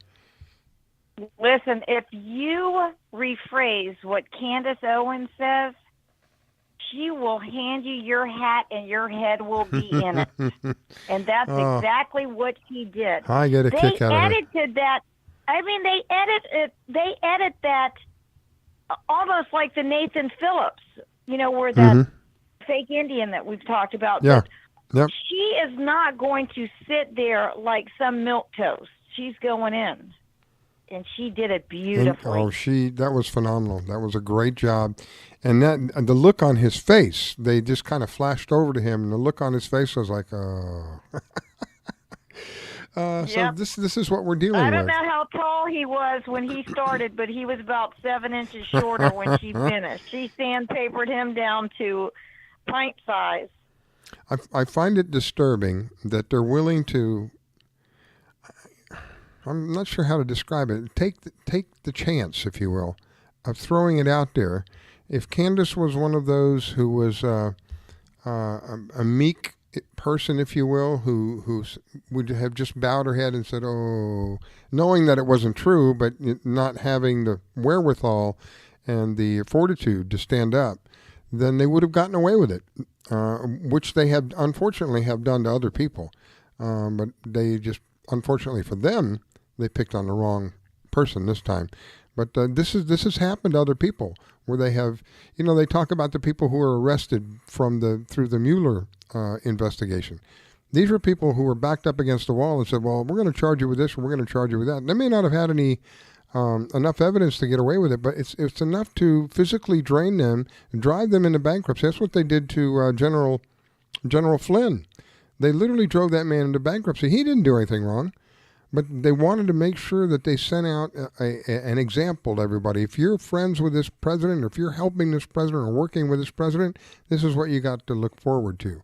And now all of that is, the tables are turning, and all of that is coming back on them now. Yes, and when you were saying about Candace, she shredded him, but and I listened to every word you said, and I listened to every word she said. Just use that as a comparison. When Candace was confronted, she didn't turn into some waif. She came back double-barreled, and she should have, and she did it, and she did it perfectly.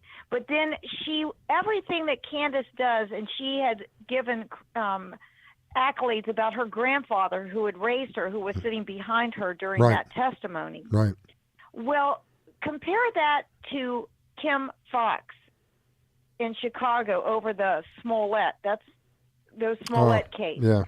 She's blaming everybody about everything. Oh, this is because I'm black. You don't hear Candace Owens saying even remotely something like that. Oh, she says the opposite. Yeah. She says the opposite. She says, I refuse to be being responsible and being reluctant. Yep. And she just says, look at the diametrically opposed positions of those two. She has repeatedly said, I refuse to be thought of or seen as a victim. I am a victor. She has repeatedly said that.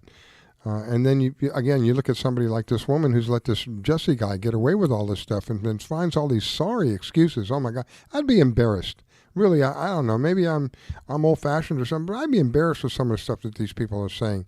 It is just beyond me. It is beyond logic how they come up with some of these things. I don't either, but you saw that she had Jesse Jackson. Did you see that Kim Fox? No, I'm serious. She had Jesse with his illegitimate kids, the Reverend Jackass Jackson, that is running around like Kim Fox is being discriminated against because she let Smollett walk. I mean, this case, Chicago's suing. I don't think for enough. I'd sue him a lot more than that measly $140,000. But you see what's happening. Yeah. I mean, the difference the between police union a doesn't. woman. They don't want her in office any longer. They've given a no confidence vote on her. They want her out. When the cops, who are the people who are bringing you people to prosecute, no longer have any confidence in you, you got big problems. That's pretty big problems. And then we have, I don't know why they refer to them as reverends. You have Jackson, and then you have the other Sharpton. You know, calling either one of them a reverend is like thinking of John. What was his name? John Donner, right? John Donner, the guy who ate people. It's like thinking of him as a healthcare practitioner, right? Dahmer. Yeah. Yep. I mean, Reverend Sharpton, he's anything but sharp. And Jackson's got illegitimies all over the place. Seriously. He's supposed to. He's a man of the cloth that took off his cloth one too many times. This is just ridiculous. They always show up. After that Duke lacrosse, I don't even want to consider Sharpton as anything other than somebody that stirs up stuff that's not true. We got a lot of them. It's called. Go ahead. No, you go. Just fires me up. And it should fire other people up. This is there's a conditioning going on about, well, we shouldn't talk politics between family and friends. No, you should talk politics because it's your life. It's not only your life, but if you have children, it's their life. Look at what they've got to look forward to. People like AOC, like Alexandria Cortez, God help us. This is a person who, they make fun of how just moronic, how she's just a moron in some of the things that she says. And what's disturbing is that she's going to have access to information that could be harmful to our government. And this is going to be the kind of person that we're going to allow to do this? What are we looking forward to? God help us. I know. And I can't listen to her for more than nanosecond because she is dumber than dirt. Oh, it is. It's disturbing. It is disturbing. This is somebody who's in Congress. Congress are the people who write our laws. People, Lord have help me. Oh my God, I know. It really is. It's sad. Between the three of them, it's her and Omar and Rashid. Between the three of them, we really have serious problems. I know. I call them the Three Musketeers. Because I don't know what OAC says she is, but the way that she's sandwiched in between those two, I don't trust them at all. At all. And I read several articles where Ocasio-Cortez won by having a total number of votes, 16,000. Not won by 16,000, but her total number of votes that came in for her is 16,000. That's like a drop in the bucket when you look at the district that she's in. That's just, so you can tell somebody put her up to all of this. Somebody supported her. Somebody backed her financially to get her name out there so that she could get in. I totally believe that she's a Soros-backed individual. She's got Soros money all through her. And before all of this is over, I think she's going to be one of them that's going to, hopefully, I hope to see justice. I hope that these people who have openly declared that America is not in their allegiance, and there's at least three of them that I know of, have openly declared that they see justice, because that's not what I fought. That's not what my friends fought to this country for. That's not what our soldiers served this country for. It's literally a spit and a stab in the back of them and a spit in their face. Unacceptable. Completely unacceptable. We need to get rid of these people. What about Omar saying some people did something about the Twin Towers? Yeah. Some people did something. Yeah, well, they did it. Some people really did quite a bit. And supposedly the people that did it, and I have my doubts, but supposedly the people who did it were all Muslims. And we were never to forget. Well, somehow we have forgotten, because we have many, many, many of them within our government, and three very outspoken ones who really have no business being where they are. Really don't. They shouldn't be there at all. I'm disturbed that, first of all, that they're there. I'm even more disturbed that the other people around them are permitting them to say and do what they're saying. That's disturbing. Well, remember there was what's that guy, Keith Ellison, and he was one of the ones that started everything to where that there's no allegiance. He's a lawyer and a Democrat, obviously, in Minnesota, U.S. representative, and he just is absolutely anti-American or anti-America, and bold about it. Just totally bold. Doesn't care. How does he get away with this? I'm just, you talked earlier about it infuriates you. That infuriates me. This is supposed to be a representative of the people. Are the people? Is this how the people think? Doesn't seem like that to me. Well, because we've talked about this, they have brought in targeted areas to infiltrate with refugees. So they put them in an area for the voting block. And those people hate America, and they vote for people that hate America too. So it infuriates us, but it elates them. It's that simple. Wow. I mean, all these ones from Somalia, I just keep going back to Omar because I have a personal beef with her, but I'm just telling you, go back to Somalia. There's some thatched hut with her name on it over there, some dirt hole. Yeah. I'm serious. I know what those streets are like. I've been there. No, thank you. Somalia, I think, is where it's where Black Hawk went down, right? Isn't that Black Hawk down with Somalia? And they were there to try to feed the people or give them food or something. They were trying to help the people, if I remember right. And they ended up, like I have said, I can get Colonel McKnight, Danny McKnight, who is Black Hawk Down, not an actor. he is a friend. I love him to pieces. I've done many radio shows with him, and what he experienced over there, I'd love to get him on the show because he's see if you can contact him. That'd be great. Fantastic. Yeah, I'd love Colonel to have him Danny on. McKnight, look him up Yeah. because I've sat shoulder to shoulder with him more times than I can count. Yeah, that would be great. I was going to say something. I lost my train of thought. I was still thinking about oh, never mind. All right. So, gosh, help me. Angel, I completely went blank. Well, all we have to say is this: in Mogadishu or in Somalia, that woman and anybody else that comes here from any other country, any nation, any continent should be kissing the ground of the USA. Because I've been to most of these places, Riscalla. When they come over here, if they're not coming over here to love our soil, then get out of our country. Really? That's what infuriates me. I don't want somebody that has left a crap hole to come over to our country and not want to assimilate, but wants to say that they want to change our country. Just go back and use all that energy to change the country that you left. Really? I mean, if you've got that much energy and that much conviction over making someplace the way you want it, do it on your own homeland soil and stop coming here trying to destroy ours.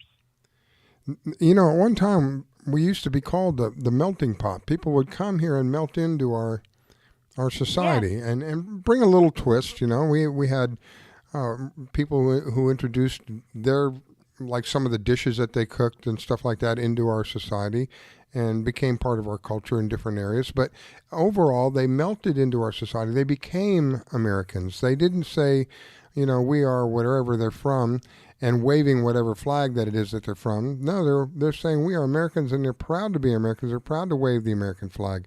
We see a complete 180 from that today. And that's why this is really, truly a crisis that's going on. We should be upset. Most people are, oh, it's no big deal. Yeah, it is a big deal. 100,000 people in 1 month, that's a pretty big deal. Riscalla, the difference is when you're talking about the melting pot and when you look at Ellis Island and the people that came in, and by the way, they had to do health tests before they got their toenail over the threshold to get in. Those were people, even the little kids that grew up in those generations came here to fight for our country. I mean, they didn't enlist at 16, try to even sneak in to fight. Today we have people, immigrants, that are coming in to fight against our country. That's the difference. Yeah. How can that not be a crisis? I don't get it. I don't. All right, I got to take a break because I've got to refresh my drink. My dog was so kind to knock over for me, and it's almost that time anyway. It chewed the teddy bear. It chewed the teddy bear last week. He did. I looked down and it was white everywhere. The stuffing, the poor thing, literally got his stuffing ripped out of him. All right. Well, I'm glad the dog's okay. Here we go. You're listening to the Red Pill Reality Show on the LNM Network. Don't go away. We'll be right back. Being a dad is an adventure full of special moments. A cruise? Surprise! Unexpected moments. I got this. And even awkward moments. Okay, Dad, thank you. But every moment you spend with your kids, even the smallest moments, can make the biggest impact on your child's life. So take a moment to be a dad today. There's a lot of fear in coming back to school. I wasn't sure if I could do it. I'm a 40-year-old man that walked in there to get his high school diploma. It was very hard for me, but the teachers, the counselors, they help you. One of the teachers was Miss Araceli. Miss Araceli, she gave me direction. Every single time I had a question, she'll put down whatever she's doing and she'll come over and she'll sit there with you until you get it. Thank you, Miss Araceli. I know you make a difference in people's lives because of the person and teacher you are. I wanted to be here because I wanted to thank you for helping me get a beautiful gift. 50% of getting your high school diploma is walking through those doors. The other 50% is doing the work. Getting your high school diploma, it is a life-changing experience. It really is.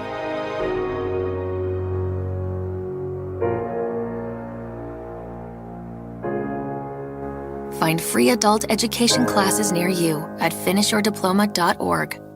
Have you ever heard of Audible? Audible is a website with hundreds of thousands of audiobooks. They're all high quality, easy to listen to, and, best of all, if you take advantage of a special deal that we've worked out for you, you can get one for free. That's right, a free audiobook of your choice in any genre, simply by going to audibletrial.com/openeyes and signing up for the free trial. It's simple to do, and it would support the shows that we bring to you, and hey, you get a free book out of the whole thing.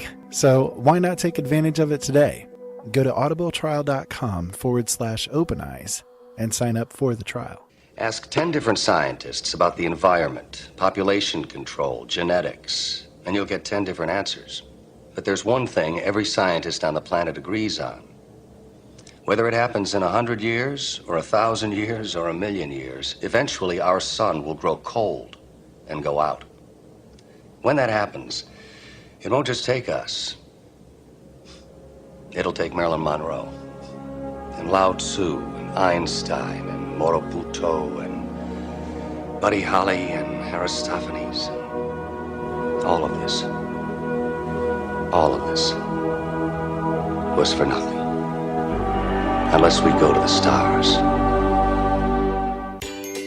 Do you need toner for your Epson, Hewlett-Packard, Canon, Brother, Apple, or Sharp printers? Look no further than Laser Technologies. In business for over 20 years, they offer the lowest prices on toner on the web. They can also repair your laser printers and toners fast and easy. Call their expert staff today at 561-792-9600 or email us at service@laser-technologies.com for all your toner needs. All toner is shipped nationwide. Why wait? Get the lowest prices on toner. Call or email us today.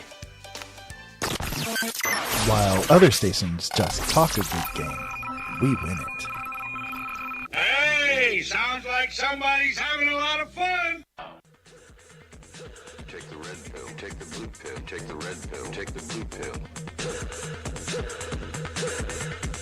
Take the red pill, take the blue pill, take the red pill, take the blue pill. Take the red pill, take the blue pill, take the red pill, take the blue pill. You take the red pill, and I show you how deep the rabbit hole goes.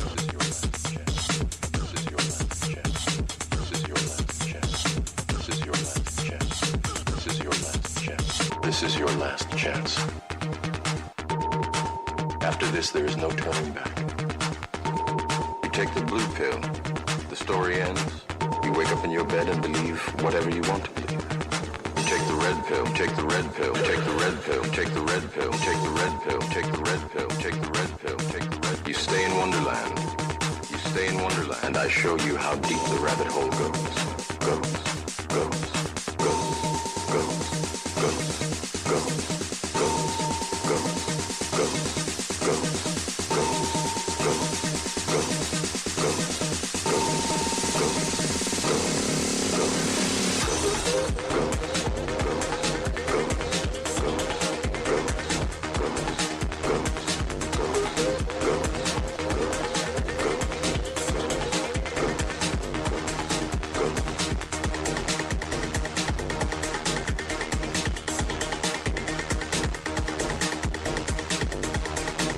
Now, from sunny South Florida, it's the Red Pill Reality Show with your host, Riscalla. Every Saturday night from 9 p.m. to midnight on the L&M Network. And now, your host, Riscalla.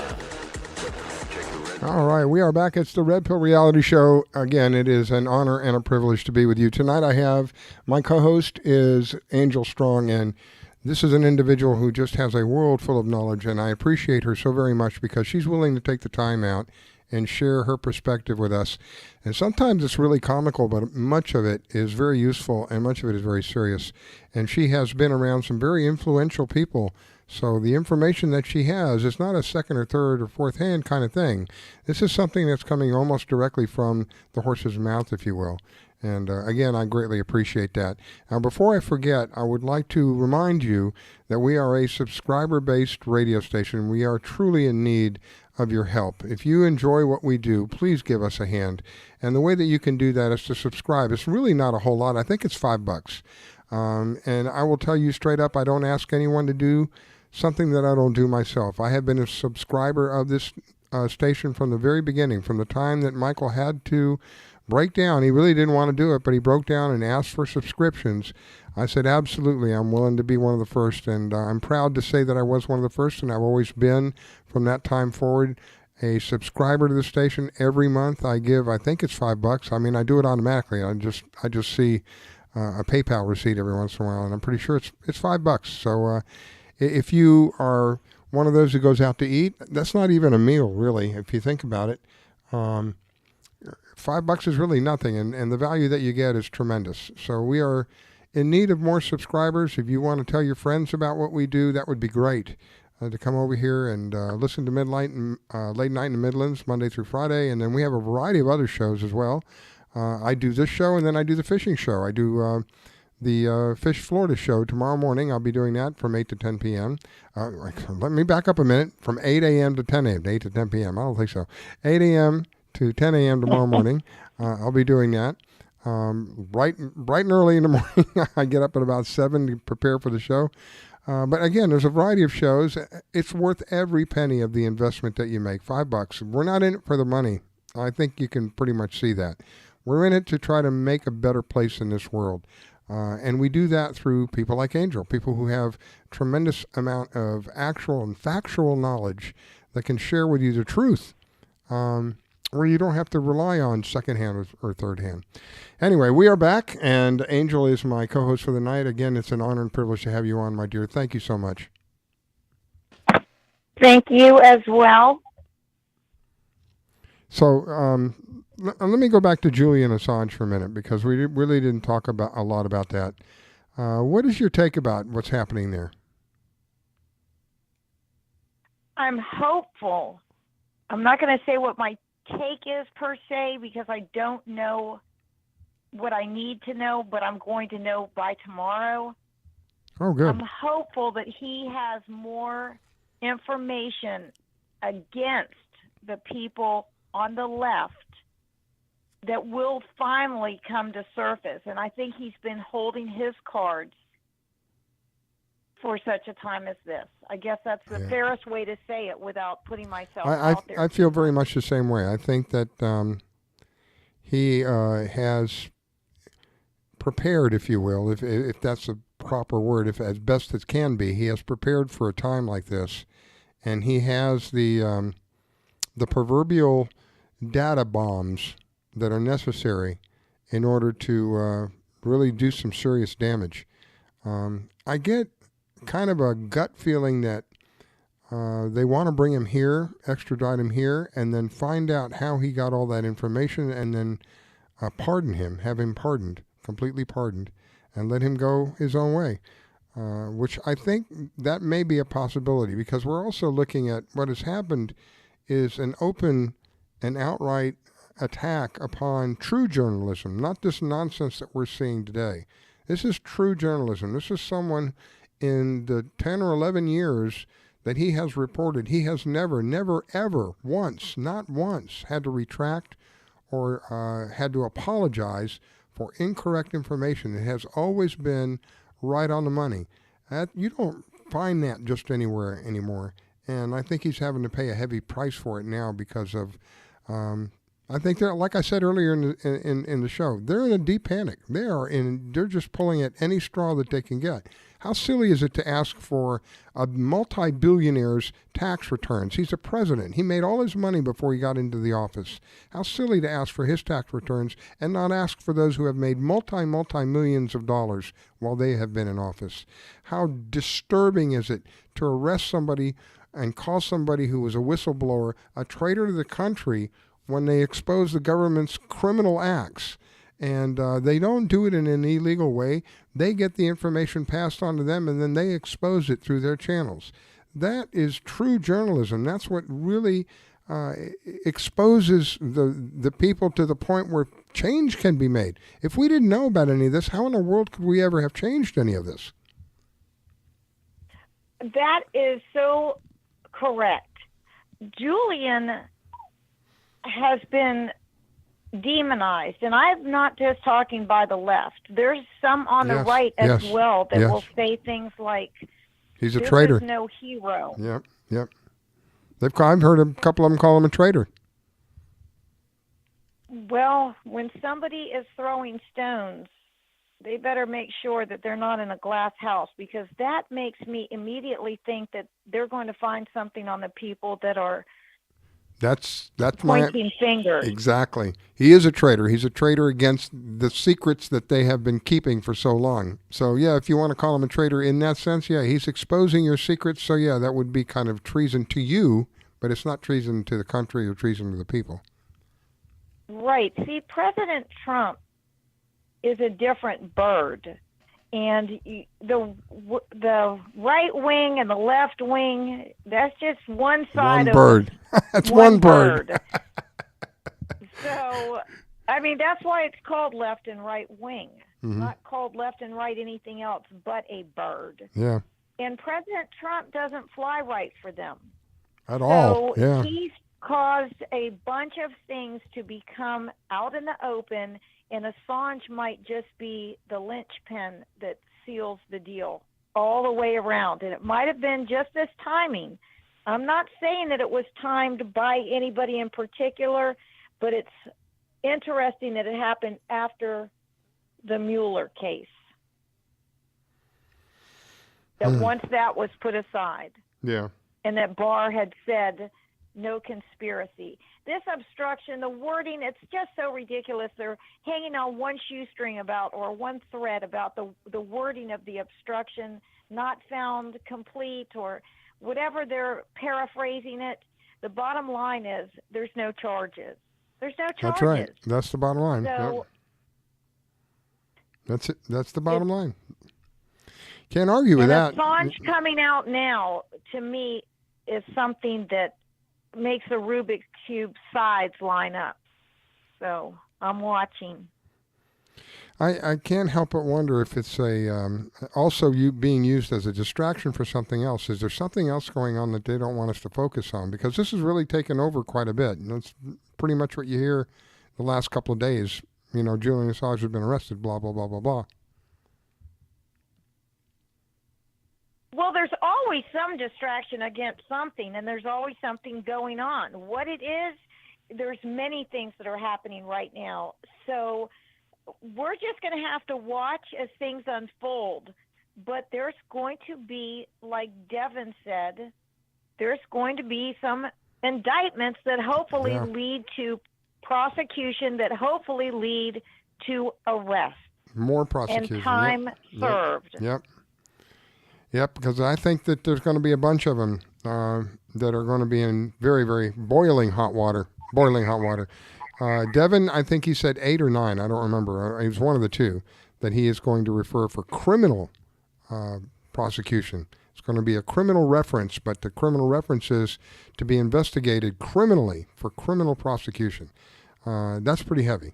That's pretty. And these are people, well-known people. They are criminals.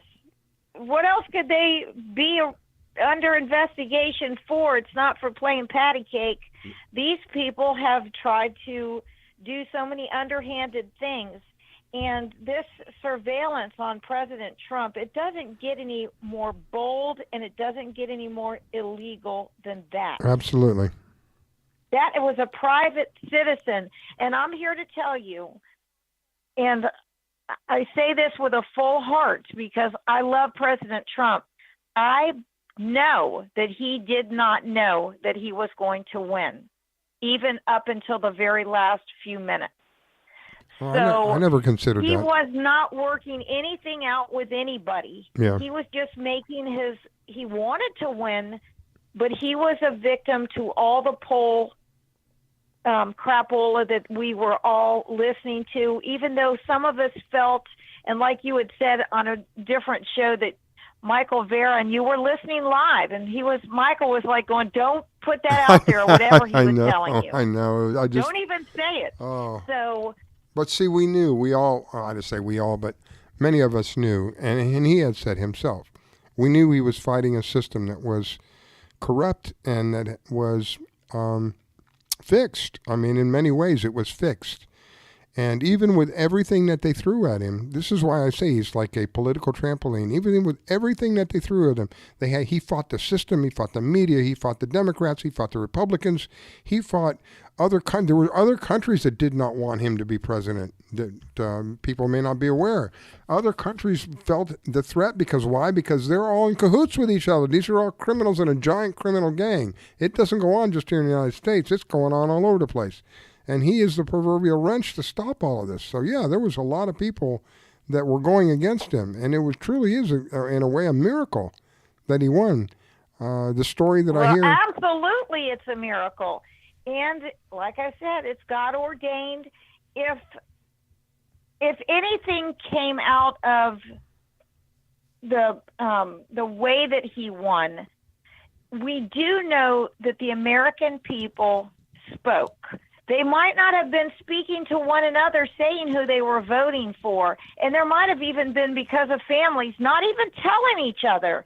Possible. But the voting poll, they did it behind the closed door. Mm-hmm. And they spoke because they were tired of all of this insanity. Everybody knows that the government is getting fatter while the citizens are getting leaner financially. Yep. At the beginning of the show, Riscalla, you were talking about why are we penalized basically through taxation? Look, we put our money, our paychecks into banking systems. Forget just taxation. Let's look at the banking system. We put our money in, and they loan it out. All of our money gets loaned out, like on mortgages and loans here and there. We have no say about anything except for they can tell us how much we're allowed to take out, what we're allowed. I mean, seriously, they're using our funds. I never, to make ever big thought money. that I would see the day that the bank says, well, you can only take out $300. Are you kidding me? Are you kidding me? Of your money. Money. And people are, okay. You know, I mean, I need $300. You know, doggone it, it's my money. If I want to take out $3,000, I'll take out $3,000. I mean, if it's there, you know, I'll take it out. And what right have you to tell me it's my freaking money? It amazes me. It amazes me. But it's what they start by having us depend on what they say goes. Yeah. And what we say goes out the window. Yeah. So it's a system. And President Trump just happened to wheedle his way into the political system, and he's finding out that it's more crooked than any. I mean, you talk about a street gang. It's a lot worse than a street gang. Make them look like a walk in the park. It does. And I remember Kevin and Jennifer that said it was like a mafia. They are, yeah. It is like a mafia. Yeah, and if you, especially when you're talking about somebody like the Clintons, if you have something and you say the wrong words, like, oh, I got something on the Clintons, so, well, there goes your life, you know. Boom. I know. Boom. I got a call She's from... in the body bag business because there's a lot of people that commit suicide by shooting themselves in the back of the head. Or shooting themselves twice. I like that one, where they shot themselves twice. God. I got a call coming in from Wisconsin. Wisconsin, what's your first name? This is Jennifer Malik. Hey, Jennifer, how are you? Woo! Hello, Jennifer. Good. How you guys doing? Doing excellent. Happy to hear from you. I was debating on calling in earlier, but I decided to call in now.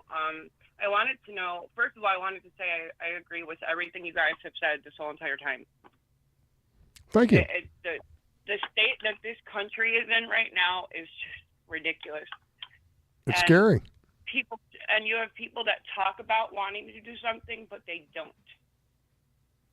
Yep. And that's why we're here. It's like, you know, the whole thing with Assange. That poor man. This is like, how many times has he gotten harassed and bullied by the people that arrested him? Because you guys remember when the WikiLeaks started, right? When that whole thing with WikiLeaks first started. Of course, yes. And it's mind blowing. You know, we talked about when Kevin and I were guests on your show here a couple weeks ago. We talked about, Alex Jones being silenced, Milo being silenced, Judge Janine Pirro, all these people. And so I was surprised when I heard about Julian Assange, but I wasn't completely surprised. So do you think? I mean, but it's so blatant that the right does not get treated nearly fair at all. And Assange, I think he's got so much dirt on the left that this is going to be it. Yeah, I think it's to the point where they're eating their own. I mean, because they're literally just, I don't even think they have straws to grasp that anymore. You see what they did to Hillary, right? You see what's going on with Hillary. Huh? You see what's going on with Hillary. Hillary's become a liability. So everybody's I can't even say it. All right now, tongue. Thank you very much. Sometimes, the tongue just doesn't want to cooperate. So anyway, they're getting further and further away from her because I think that they realize she's not going to be able to come out of this like she has in the past. It's not going to be a smelly rose when she comes out of this thing. It's going to be more like camel dung.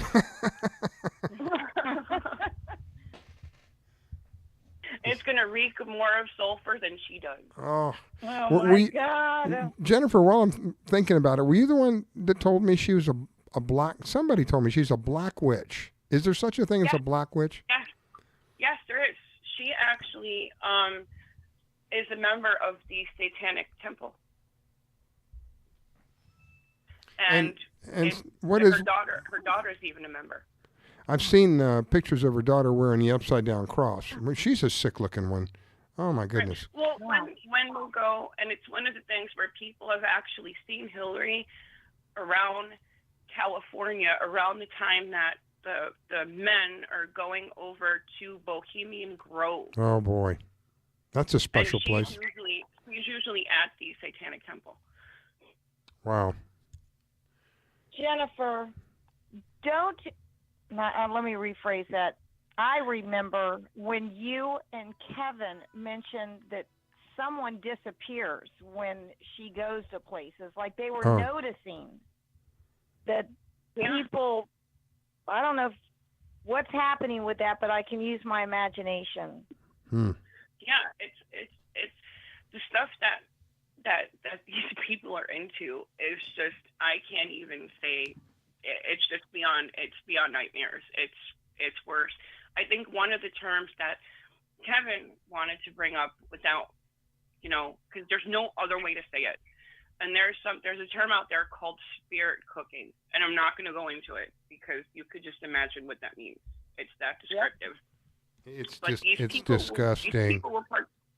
These people will participate in that. And Angel, you're right. Whenever that happens with her, people go missing, and nobody ever hears from them again. And nobody realizes it. Nobody realizes it. The spirit cooking thing is what's her woman's name? Abramson or something? Maria Abramovich. Abramovich, yeah. I knew it was Abram in there somewhere. That's some pretty twisted stuff. I've seen pictures of where they have a cake that is in the shape of a human being, a naked human being, and one of the celebrities, I can't think of her name, blonde-haired lady's got a knife, a huge knife in her hand. She's going to stab this thing in the heart.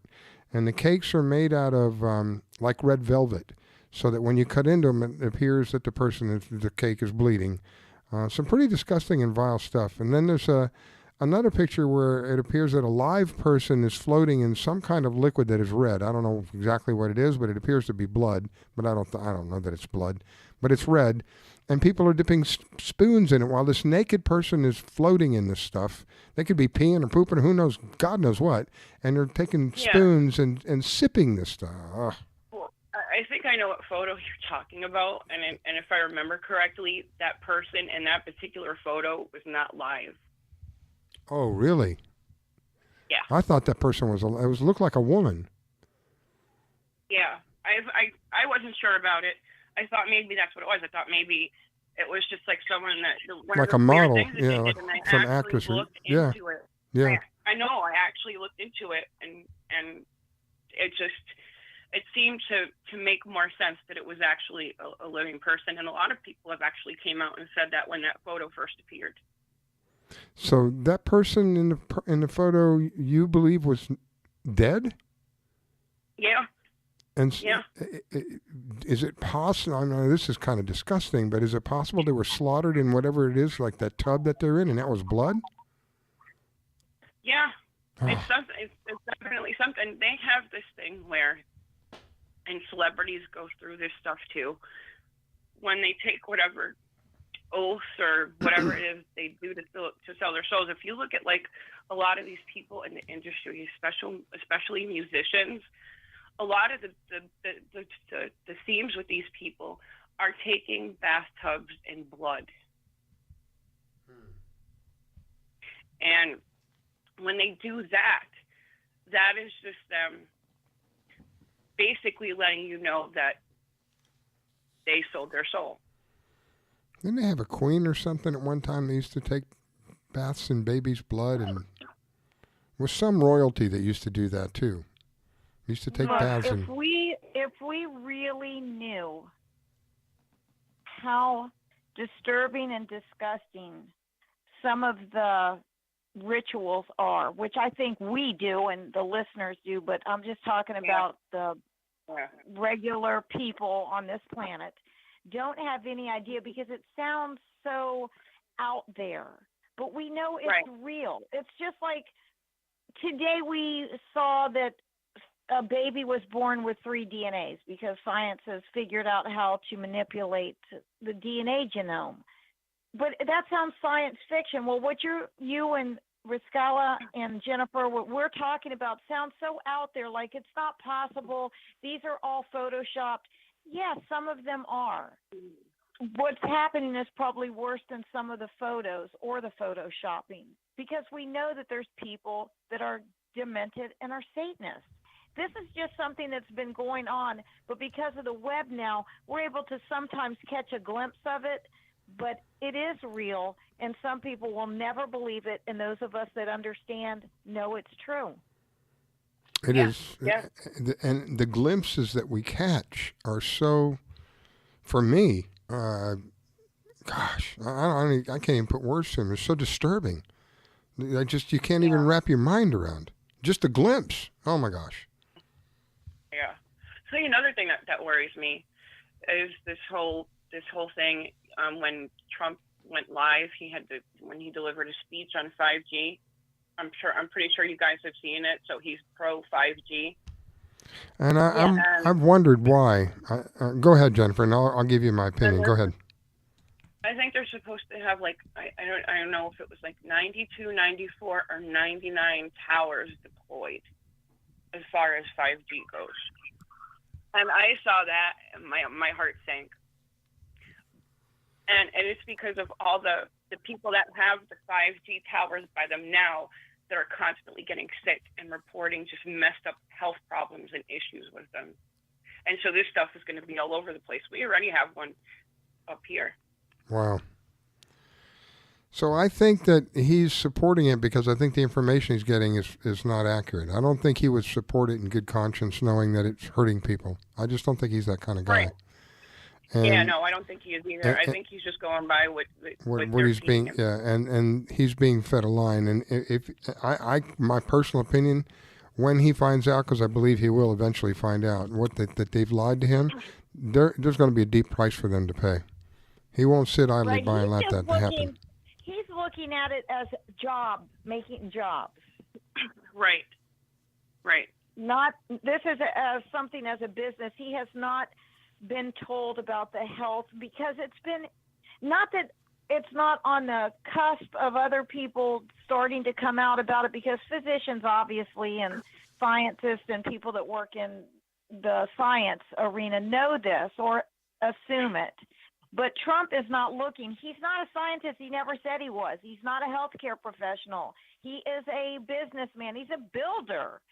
So he sees this 5G as something that's going to put people to work. It's going to have buildings go up. people have jobs, linemen, satellite workers, all of that. So he's not looking at it through the prism of something harming somebody. When he does, he'll put the hammer down. Oh, yeah. I agree. Oh, right. I agree. I think he will do too. I was a little surprised, but then I wasn't, because, like he stated in his remarks that he wants this country to be like the leading country in technological advances. Yep. And, he said, and I can understand that, and I get that it creates jobs for people and stuff. I mean, there's a positive there, but it's like the both of you said. I think at some point he's gonna find out sometime soon what that 5G is really doing to people, what he's not being told about. Yep, I agree. I just wanted to get your guys. Because Jennifer, and Riscalla, just look at his own way of life. He is keeps his body halfway, non-smoker, non-drinker, all of this. Not that he doesn't eat some stuff every once in a while, fried stuff, but I'm just saying he is health conscious about certain things. He spent his life being like that. So if he knew this was going to fry people's brains, he would definitely step up and step in. Absolutely. I just wanted to know what your guys' thoughts were on his remarks about 5G. Yeah, I'm not happy with 5G at all. I don't think that it is safe in any way, shape, or form. It's just another form of microwave, and it happens to be along the same frequency that government agencies use to control crowds. It's that that they can be like 200 yards from you and point this thing at you, and you'll feel like your flesh is on fire because it's heating you up really quick. It's a microwave is what it's doing. And it's literally heating you up at the molecular level, which is like, oh my God, that's like the worst I can do. I see the way I view 5G, and I've mentioned this to you both on the show before. It's just a cleverly disguised term for directed energy weapon. I agree. Definitely, without even a hesitation, I say I agree. Yep. Jennifer, before I forget, we're going to be on your show on the 19th, which I think is this coming Friday, right? Yes, you are. And it's the Paraversal Universe. Let me try that again. The Paraversal Universe Radio.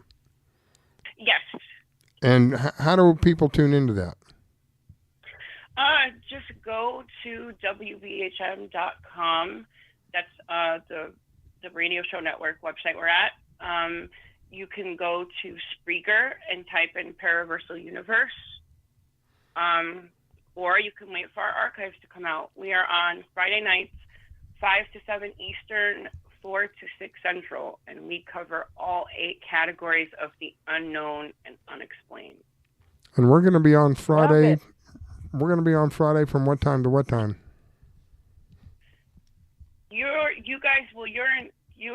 in Eastern, so for you it would be 5 p.m. to 7. Yep.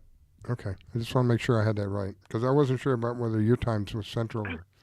So we'll be on 5 to 7 Eastern Standard Time. Is that correct? Yeah, and then we will be sharing the banner with the show information around, so you could just look for that on Facebook. Excellent. Great. Well, I'm getting ready to take a break. You want to hang on, or do you want to call it an evening on the phone? I'll hang on if it's okay. No, I'm happy to have you here. My goodness. Me always too. I always love having people on that have different points of different perspectives that I can bring in. It's like Angel brought up a good point earlier. It's like we're different pieces of the puzzle. We just got to figure out how to fit together. And once we do, I got to tell you, the other side will be changing their underwear on a regular basis. That's the greatest fear in the world is for us to begin to work together. We can get so much more done that way. Oh, I completely agree. Me too. All right, so let me see if I can. Excuse me. Let me see if I can. I'm in desperate need of a drink here. The voice is going. The voice is going dry. All right, here we go. You're listening to the Red Pill Reality Show on the LNM Network. Don't go away. We'll be right back. From the author of Silent Steps and Haunted, Finding an Explanation for the Unknown, comes a story so chilling it will haunt you for years to come.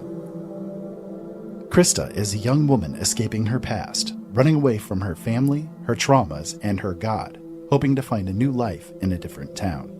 But when she is forced to make a horrible choice, she comes to realize malevolent entities have controlled the true darkness she has been a part of. That is when her real terror begins. Penitence is disturbing and evocative. It will tear down the walls between what is real and what is nightmare. Penitence is the new novel by the man called the new master of speculative fiction, Ira Robinson. Find it and all of his books at his website, originalworlds.com. Do you own a laser printer, copier, or a fax? Well then, listen close to this announcement. Laser Technologies has been providing high-quality, frustration-free toner cartridges that are guaranteed not to harm your equipment for over 20 years. Laser Technologies will save you on your supplies with high-quality and fast delivery. Savings up to 50%. Laser Technologies supplies toner, imaging drums, developer and cartridges for most of the major brands. For a price quote, send an email to service@laser-technologies.com. Include your printer make and model for your part number. Call us at 561-792-9600. That's 561-792-9600. Laser Technologies, providing 100% of the quality at a fraction of the price. 561-792-9600. Want to give your pet the celebrity treatment? Have you heard of Holly Wolf Pet Grooming and Care in Royal Palm Beach? They're located just off State Road 7 and have been servicing the area for 14 years. Holly Wolf Pet Grooming and Care is the home of the Blueberry Facial, also specializing in tartar removal with 8 years of assisting in dental procedures. Holly Wolf Pet Grooming and Care? They're more than just about dogs. They are the only experienced cat groomer in the area. They also cater to all breeds and sizes and open 6 days a week. Holly Wolf Pet Grooming and Care, located just north of the Super Walmart in Royal Palm Beach. You can find them at 250 Business Parkway. They specialize in shampoos with no extra charge. Flea and tick dips also available. Holly Wolf Pet Grooming and Care. You can give them a call at 561-793-9992. They also provide gift certificates for those looking for that special present. Holly Wolf Pet Grooming and Care. 561-793-9992. They're located in Royal Palm Beach. That number, 561-793-9992. Call for your appointment today. 561-793-9992. Holly Wolf Pet Grooming and Care, where your pet gets celebrity treatment. Can I tell you a cat joke? Just kidding. Why did the girl ask the mushroom to dance? Because he was a fun guy. What do you call a pig that knows karate? Pork chop. Why was the basketball court all wet? Why? Because the players kept dribbling all over it. Can I tell you another one? So how does a tissue dance? Put a little boogie on it. What's Beethoven's favorite fruit? Banana. What is a boxer's favorite drink? Fruit punch. Dad joke. Corny, groan-worthy, but also one of the simplest ways to share a moment with your kids. What did the buffalo say when he dropped his son off at school? Bye, son. So take a moment to make your kid laugh, because dad jokes rule. Make your kid laugh today. Go to fatherhood.gov. Brought to you by the U.S. Department of Health and Human Services and the Ad Council. Take the red pill, take the blue pill, take the red pill, take the blue pill. Take the red pill, take the blue pill, take the red pill, take the blue pill. Take the red pill, take the blue pill, take the red pill, take the blue pill. You take the red pill, and I show you how deep the rabbit hole goes.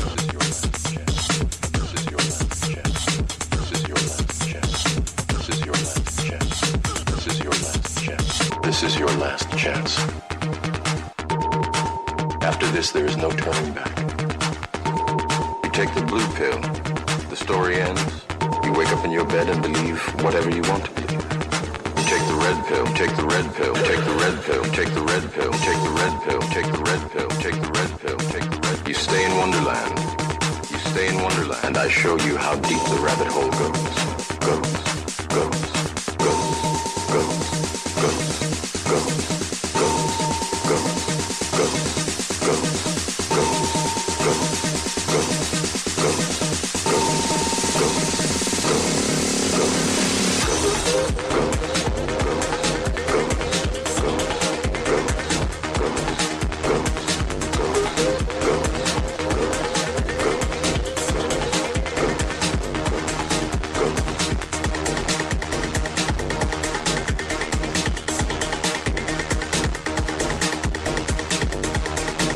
Now, from sunny South Florida, it's the Red Pill Reality Show with your host, Riscalla. Every Saturday night from 9 p.m. to midnight on the L&M Network. And now, your host, Riscalla. Okay, we are back. It is the Red Pill Reality Show, and it is an honor and a privilege to have you here with us tonight. With me, I have a special co-host, which is, excuse me, I don't know what's going on with my throat tonight. Angel Strong with me tonight, and one of the call-ins who has been one of the best guests I've had on in a long time, Jennifer Malik. She's with Paraversal Universe, and we're going to be on her show here in just about a week or so. I'm looking forward to that. 5 o'clock to 7 o'clock Eastern Standard Time. And we are back with Angel and Jennifer. Welcome back. I'm happy I'm here. Okay, I'm here. thought I lost you. Yeah, I thought she might have fallen asleep on us. No. All right, so, we've been talking about a couple of things tonight, and I don't recall what you said about Julian, Jennifer. What was your take on Julian? I guess it would, and I know that there are people that have turned on him, and it's really sad to see that he's being put through the kind of stuff that he's being put through, because nobody deserves to be put through that. And the problem with that is because he's got information that if leaked out would cause all kinds of problems for the very same people that are going after him. Do you think that there's any chance that what's going on in a way is kind of a facade in a way, because we'll get him back over here and then he'll be able to give information that only he has, as God knows, like where he got the information about the DNC, who actually gave it to him, which I believe is going to be Seth Rich. And then they'll go after what happened with Seth Rich, because the initial reports from Seth Rich's shooting, this is the young man that was supposedly murdered, robbed, but was never and nothing was ever taken from him. But the initial reports from the emergency room doctor said that he did not have life-threatening wounds, and then somehow the DNC and the others found out about it, and they moved in their people, moved out all the regular people, all the doctors and nurses that would normally take care of him were moved out. Their people moved in, and within 24 hours he was dead. So there's going to be an investigation around that. So I think there's a good chance, I hope and pray I'm right, I think there's a good chance that he's going to be brought here in an attempt to prosecute him, but really the underlying thing is going to be that what we want from you is this information, and in exchange for that, you'll be pardoned for all of this. I hope I'm right. You know what? And that's a really good point. And I'm on the same wavelength as you, because I'm hoping that's what happens. Because it just, yeah. I mean, when stuff like that happens to me, it's like red flags automatically, and then you have to look at what adds up versus what doesn't add up. Go ahead, Angel. Well, he better be like the queen and have somebody take a bite of his food before he does to see if they keel over. Good point. Yeah. It's another thing he's got to worry about. Yep, he does. And I've seen a couple things where people said, well, he doesn't look like in good health. And when somebody starts saying that in advance, I start worrying about the person. Well, he looked very distressed, I guess is the best word to describe him. In the pictures and the short video clip that I saw, he looked very distressed at what was going on. And I'm sure that, when you're in that emotional kind of condition, you don't look very good. No. No, well, it's like when remember that thing that happened to Roger Stone a while back where he came out and said that he was poisoned?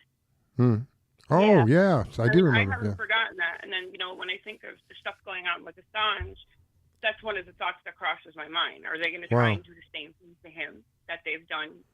These are sick, twisted people, boy. And of course, they got even angrier because what they did to Roger Stone, as far as the poison, it didn't take, and they weren't able to silence him. And they weren't able to silence him. And so, if my thought process is, if they do that, then that would be something that they would try to do to Assange. And I don't think that Assange is just going to sit back and let anybody silence him.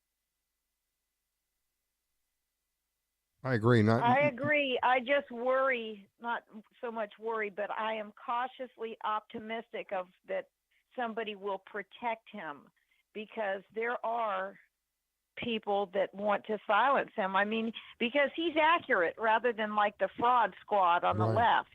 Right. And they don't want the real truth to come out. So they like to silence people permanently, not like laryngitis. Yeah. It's sick, twisted people, I tell you. This is, it's really, it'll be a glorious day when some of these big names start going down. And I think that glorious day is upon us. I really do. With these 8 or 9. Jennifer. People should have gotten taken care of a long time ago. And it just amazes me the amount of stuff that they were allowed to get away with this far. Yeah. Well, I don't know if you heard me earlier. The last time I looked, it was a little over 80. I think it was 82,000 sealed indictments. The number continues to grow. There's going to be a lot of people in a lot of trouble. I saw that, and like you, I hope it happens a lot sooner than later. Well, it may take a while, but as long as they come through, I think that one thing that this president recognizes that generally speaking, the people are losing faith in what we call our government, and it's quickly erating. I'm making up words as it's getting later in the night. Oh Lord, it's and now I can't even think of the word I was going to use. It's eroding. Yes, thank you. It's eroding away. We see that, and I think he wants to do something about that. That's why more and more he's attempting to make everything as transparent as it can be. There's some stuff we really don't and shouldn't know about openly, but a lot of stuff that he can release, he's going to release. While I'm thinking about it, the FISA records, he's openly said that they're coming. They're going to be released.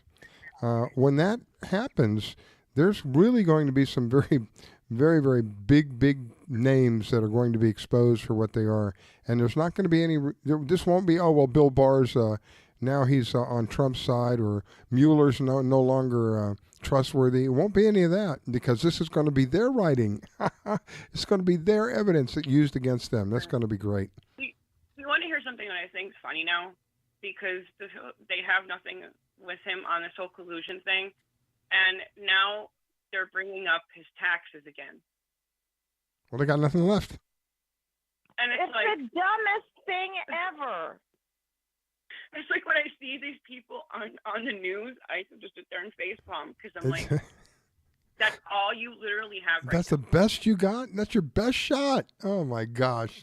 Like when he did his press conference with the remarks on 5G, they asked him about the border situation with immigration. He did another one, I forgot what it was on. He was at the wall in one of his videos, and they didn't ask him questions about the wall or any of that. They asked him about his taxes. And it's just like, this isn't about his taxes. He shouldn't have to show everybody his taxes. If that's going to be that way, then maybe everybody else on the left need to do the same thing that they're trying to make him to do. Yeah. Which they won't do. I think it's more important to find, if we're going to be looking at people's taxes, I think it's more important to me. I think it's more important that we look at the politicians who have been there all these years, yet if mathematically it would be impossible for them to have come up with the net worth that they have today. So what did they do that got them to be so rich? And we know what they've done. That's the problem. But it just doesn't seem like anybody cares that much. Do you know how much money, I don't even want to say, but I know you guys know, that was spent on this Russian collusion that turns out to be absolutely a dud, which we already knew this. Millions upon millions upon millions of dollars for what? When they're bussing in illegal immigrants to vote. That is what is That's disturbing. tampering with the election. Why do I care what a half a dozen Russians were doing on Facebook? Come on. I mean, this is so stupid.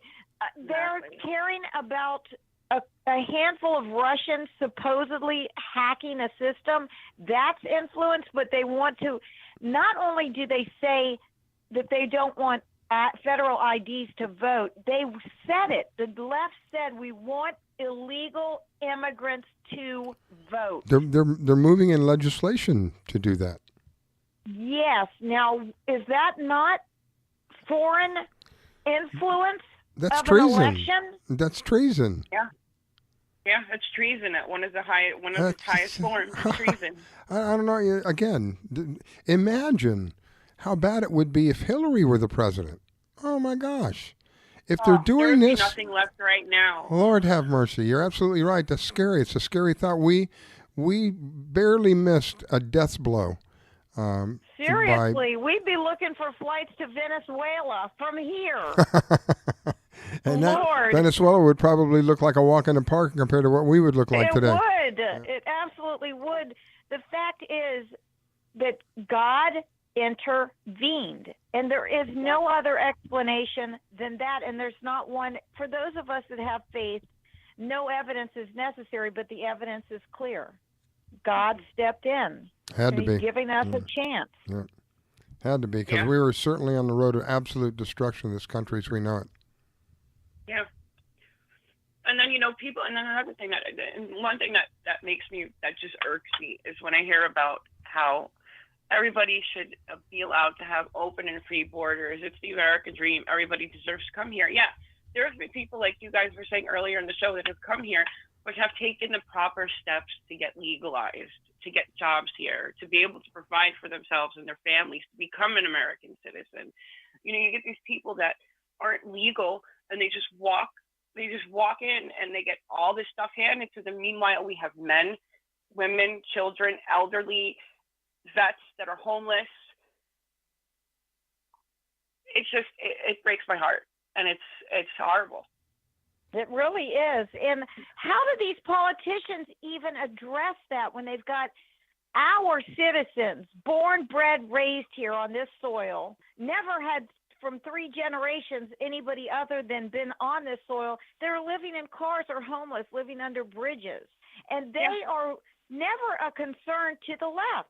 It's always, we're going to fight for the LBG, every other letter in the alphabet. We're going to fight for immigrants. We're going to everything, but I never hear them say we're going to fight for our veterans. We're going to fight for the widows and the orphans of our land. We're going to help the U.S. citizens. When do you ever hear them say that, other than President Trump? And then he's a racist. Yeah. he's a xenophobe. Right, he's a racist. Okay, yeah, he's a racist. But both wives that he's been married to are from different countries, but he's racist. Yeah, they're immigrants. They're immigrants, and it's just like, and you look at the stuff that they did, especially when the last one was in the White House, to where, they cut off anything and everything that the vets were supposed to be getting. They couldn't go to the VA clinic to get proper treatments. They couldn't afford to pay for medications. It was just so much crazy, outrageous stuff. I remember when the last one was in office, and I'm sure you guys too, where they would talk about all these vets that, passed away during their service, and they were just dumped in refrigerators and forgotten about. And some of them were. I know, it's awful. Some of them were. They the talked remains about that, were. but nobody batted an eyelash. Some of the remains I'm were. I'm thinking to myself, you have our men and women here going wherever they have to go to fight for our freedom, to protect us, so we can keep what we have, and this is the treatment that they get. Some remains were found in the dump. Remains of some of the veterans were found in the dumps. Yeah. Could anything be more despicable than that? I mean, what could possibly be worse than that? Yeah. It's like, Just I get- have a friend that I went to school with. I've known him for all of my life. He was in both the Army and the Marines. Wow. And he's actually in El Paso, Texas. And he's actually been doing videos about his thoughts on all the stuff that we're talking about here tonight, and you guys have been talking about for the past couple of weeks. And he knows how bad it is at the border because he drives past there to get around town. So he sees what the mainstream media is not really showing anybody. Yes, from on the ground instead of from from on the ground. guesswork. Yeah, from on the ground. Wow.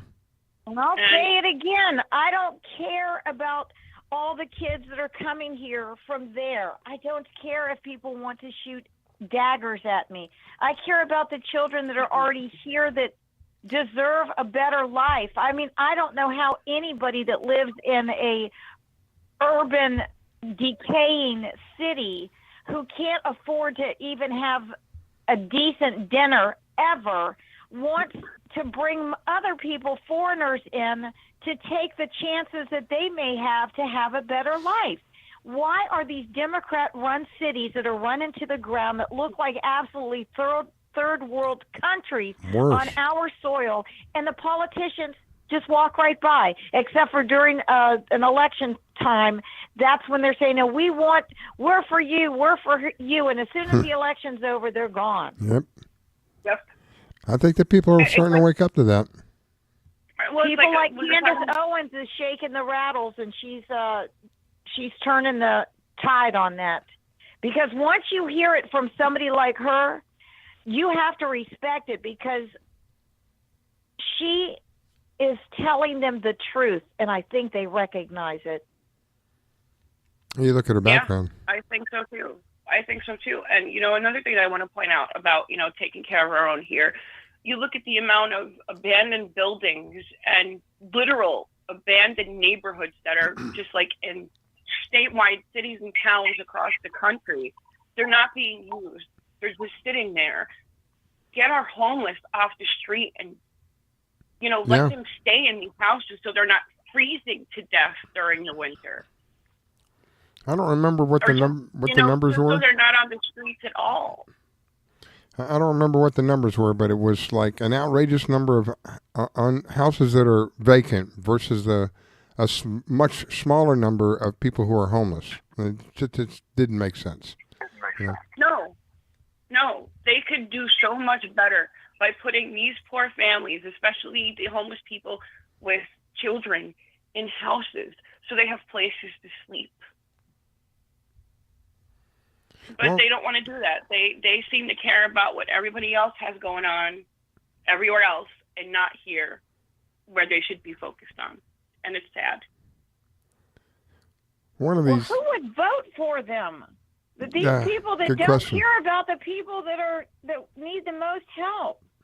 It's senseless. And it's aggravating too. Right. It's frustrating to see what's going on. These people have no souls. That's all I know. I can just about read it out. I can't wait to do that show, Riscalla, with Jennifer and Kevin, because I truly believe there's politicians that are just soulless. They're just Gotta be. Look, the way that they treat us. If they had a soul, it would be bothering. They would never be able to sleep. Yeah, they don't. These people are soulless. They have no consciences whatsoever. They're not How for sad. us. They sit there and they make it sound like they are during their campaigns. They butter everybody up, but you know what? At the end, they're not. Trump has been doing just a lot of wonderful and amazing things that nobody else has bothered to even do or wanted to do since he's been in office. Have you heard that he wants to bring the Bible back in school? And you know what? He could, because they should have never taken it out in the first place. That's right. And it's like the same thing with taking God out of the classroom. No. It's okay for people to have after-school programs that Satanists have, but it's not okay to have a Bible in school Yeah, and to talk about God. Yeah. This is where we have to I fight know, and back. they put up statues to every despicable satanic pictures and disgusting Baphomet, and Baphomet, they want to take down 10 Commandments. Yeah. Yeah. It's just, and this is the state that the left is on. This is the state that we're in with the people from the left.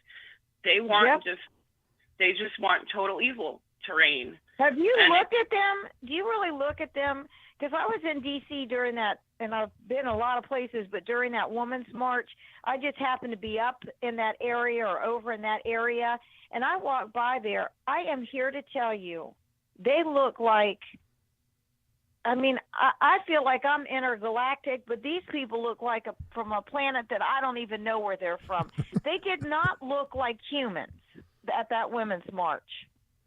And if they were humans, they were from the fugly gene pool. I've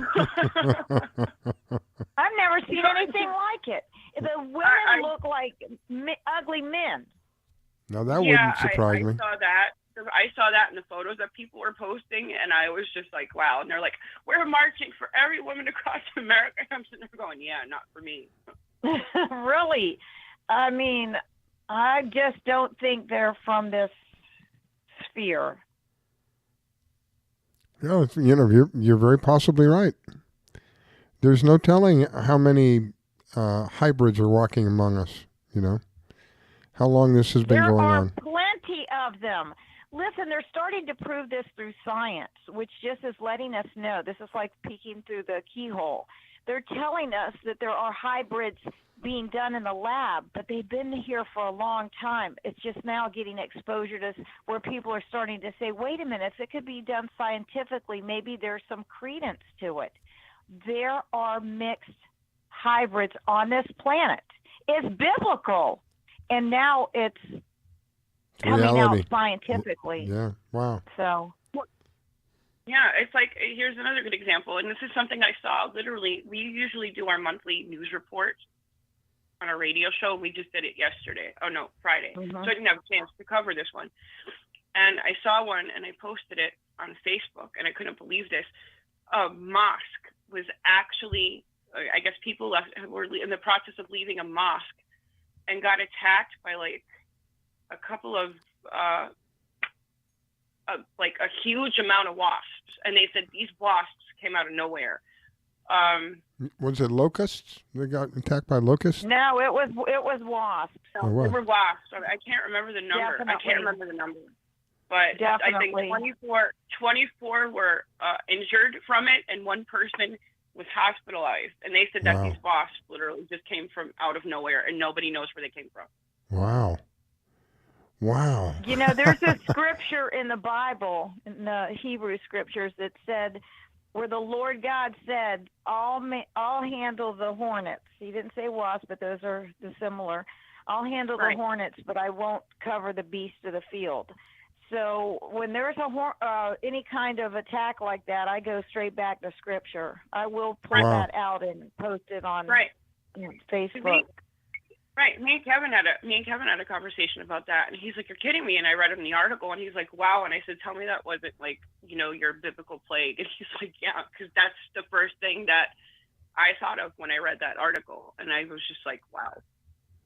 Yeah, I didn't hear about wasps, but I heard about locusts. I heard wasps for sure. This was biblical proportions of locusts just completely swarming different areas that were predominantly Muslim. Okay. I heard that one too. But do not discount the wasp attack because it definitely happened. That's wild. Yeah, I think the locust, the stuff with the locust was sometime last year because I remember it. It made news when that happened. I remember that. Yeah, it was biblical proportions. I mean, just massive amounts of these things. It looked like literally a sea of these insects flying. It was amazing to look at. They said it was so bad. They said it was so bad the sky looked black. Yeah. That would be scary. It's cool to look at on your screen, but if I was there and it was happening, I think I'd have a little bit of fear going on. Oh, for sure. To see that many? But yeah. Oh my gosh! Wow. Yeah, it was a lot. But I thought I'd bring up the wasp attack. That's crazy with the wasp. Attack Yeah. on the mosque, because that was just insane. Do you know where that was? Where it happened? I don't remember off the top of my head. Angel, we'll probably do you know? I think this might be one of the things that we're going to talk about on Oh, Friday. okay. All right, cool. So we'll have all the information up, but Good. 'cause I can't remember off the top of my head, but I know it happened on Friday, and it was kind of just like, wow. I know it was in Arizona. Oh, Yeah, really? I'm sure I was here in the where States. Arizona it was, but it was it was just like a week ago. Wow. Yeah, I think it was like a small It was town. definitely at a mosque. Yeah, I think it was in like a small in or near a small town. It wasn't any place major. Oh, that's amazing. Well, I mean, when you get a 20,000 or so wasp coming out attacking people, that's supernatural. Yeah. That's Right. not just because normal. It's more along the line the bees would do that. The killer bees. Remember I haven't heard much about them now that I think about it, but there was this thing with the killer bees for quite a while there, where they would attack people by the thousands and kill people. They would just because if that were normal, that would be happening a lot more frequently than this one report, for sure. But I've never heard of wasps coming out and attacking. Now, typically, in my experience of wasps, they will leave you alone unless you mess with them, unless you tick them off.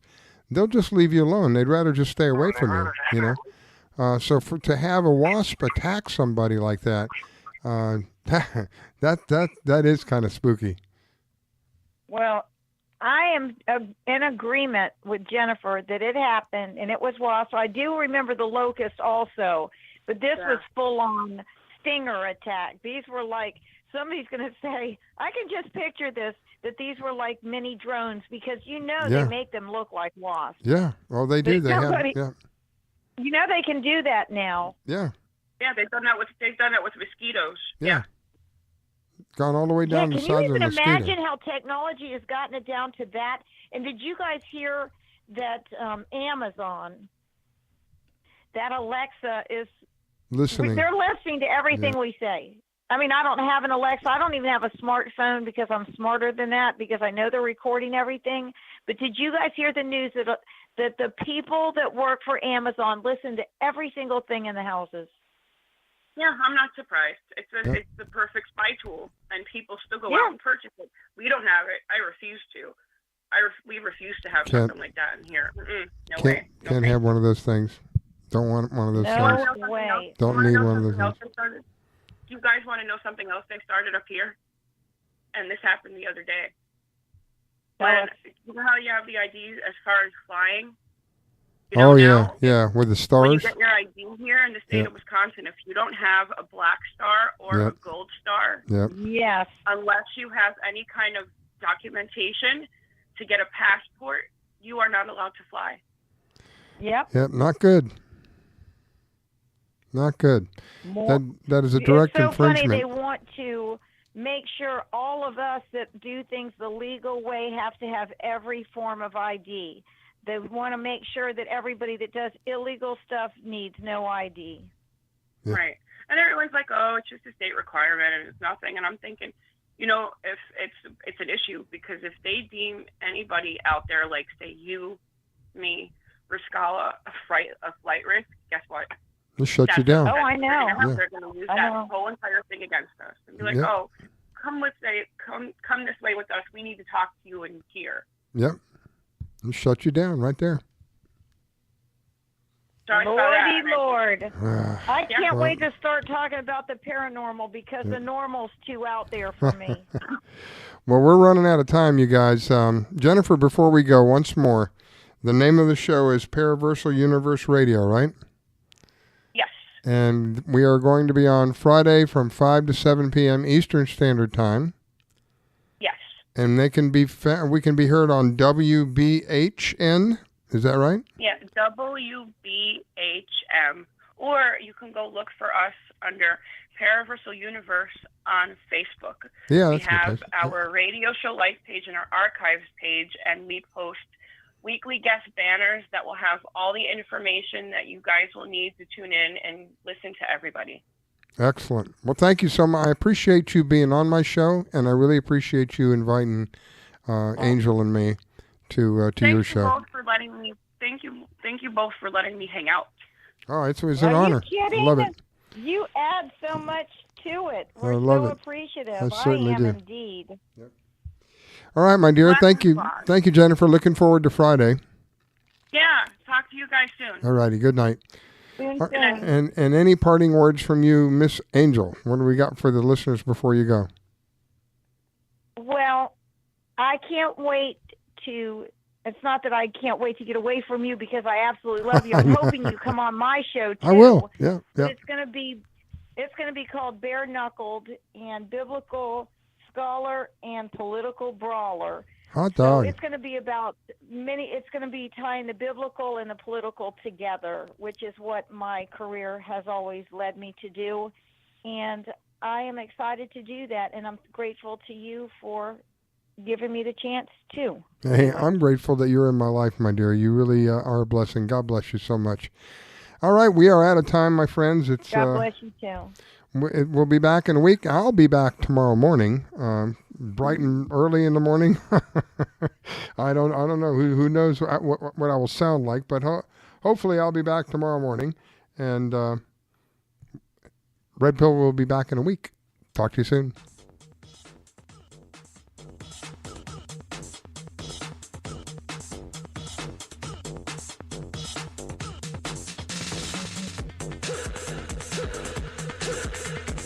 Take the red pill, take the blue pill, take the red pill, take the blue pill. Take the red pill, take the blue pill, take the red pill, take the blue pill.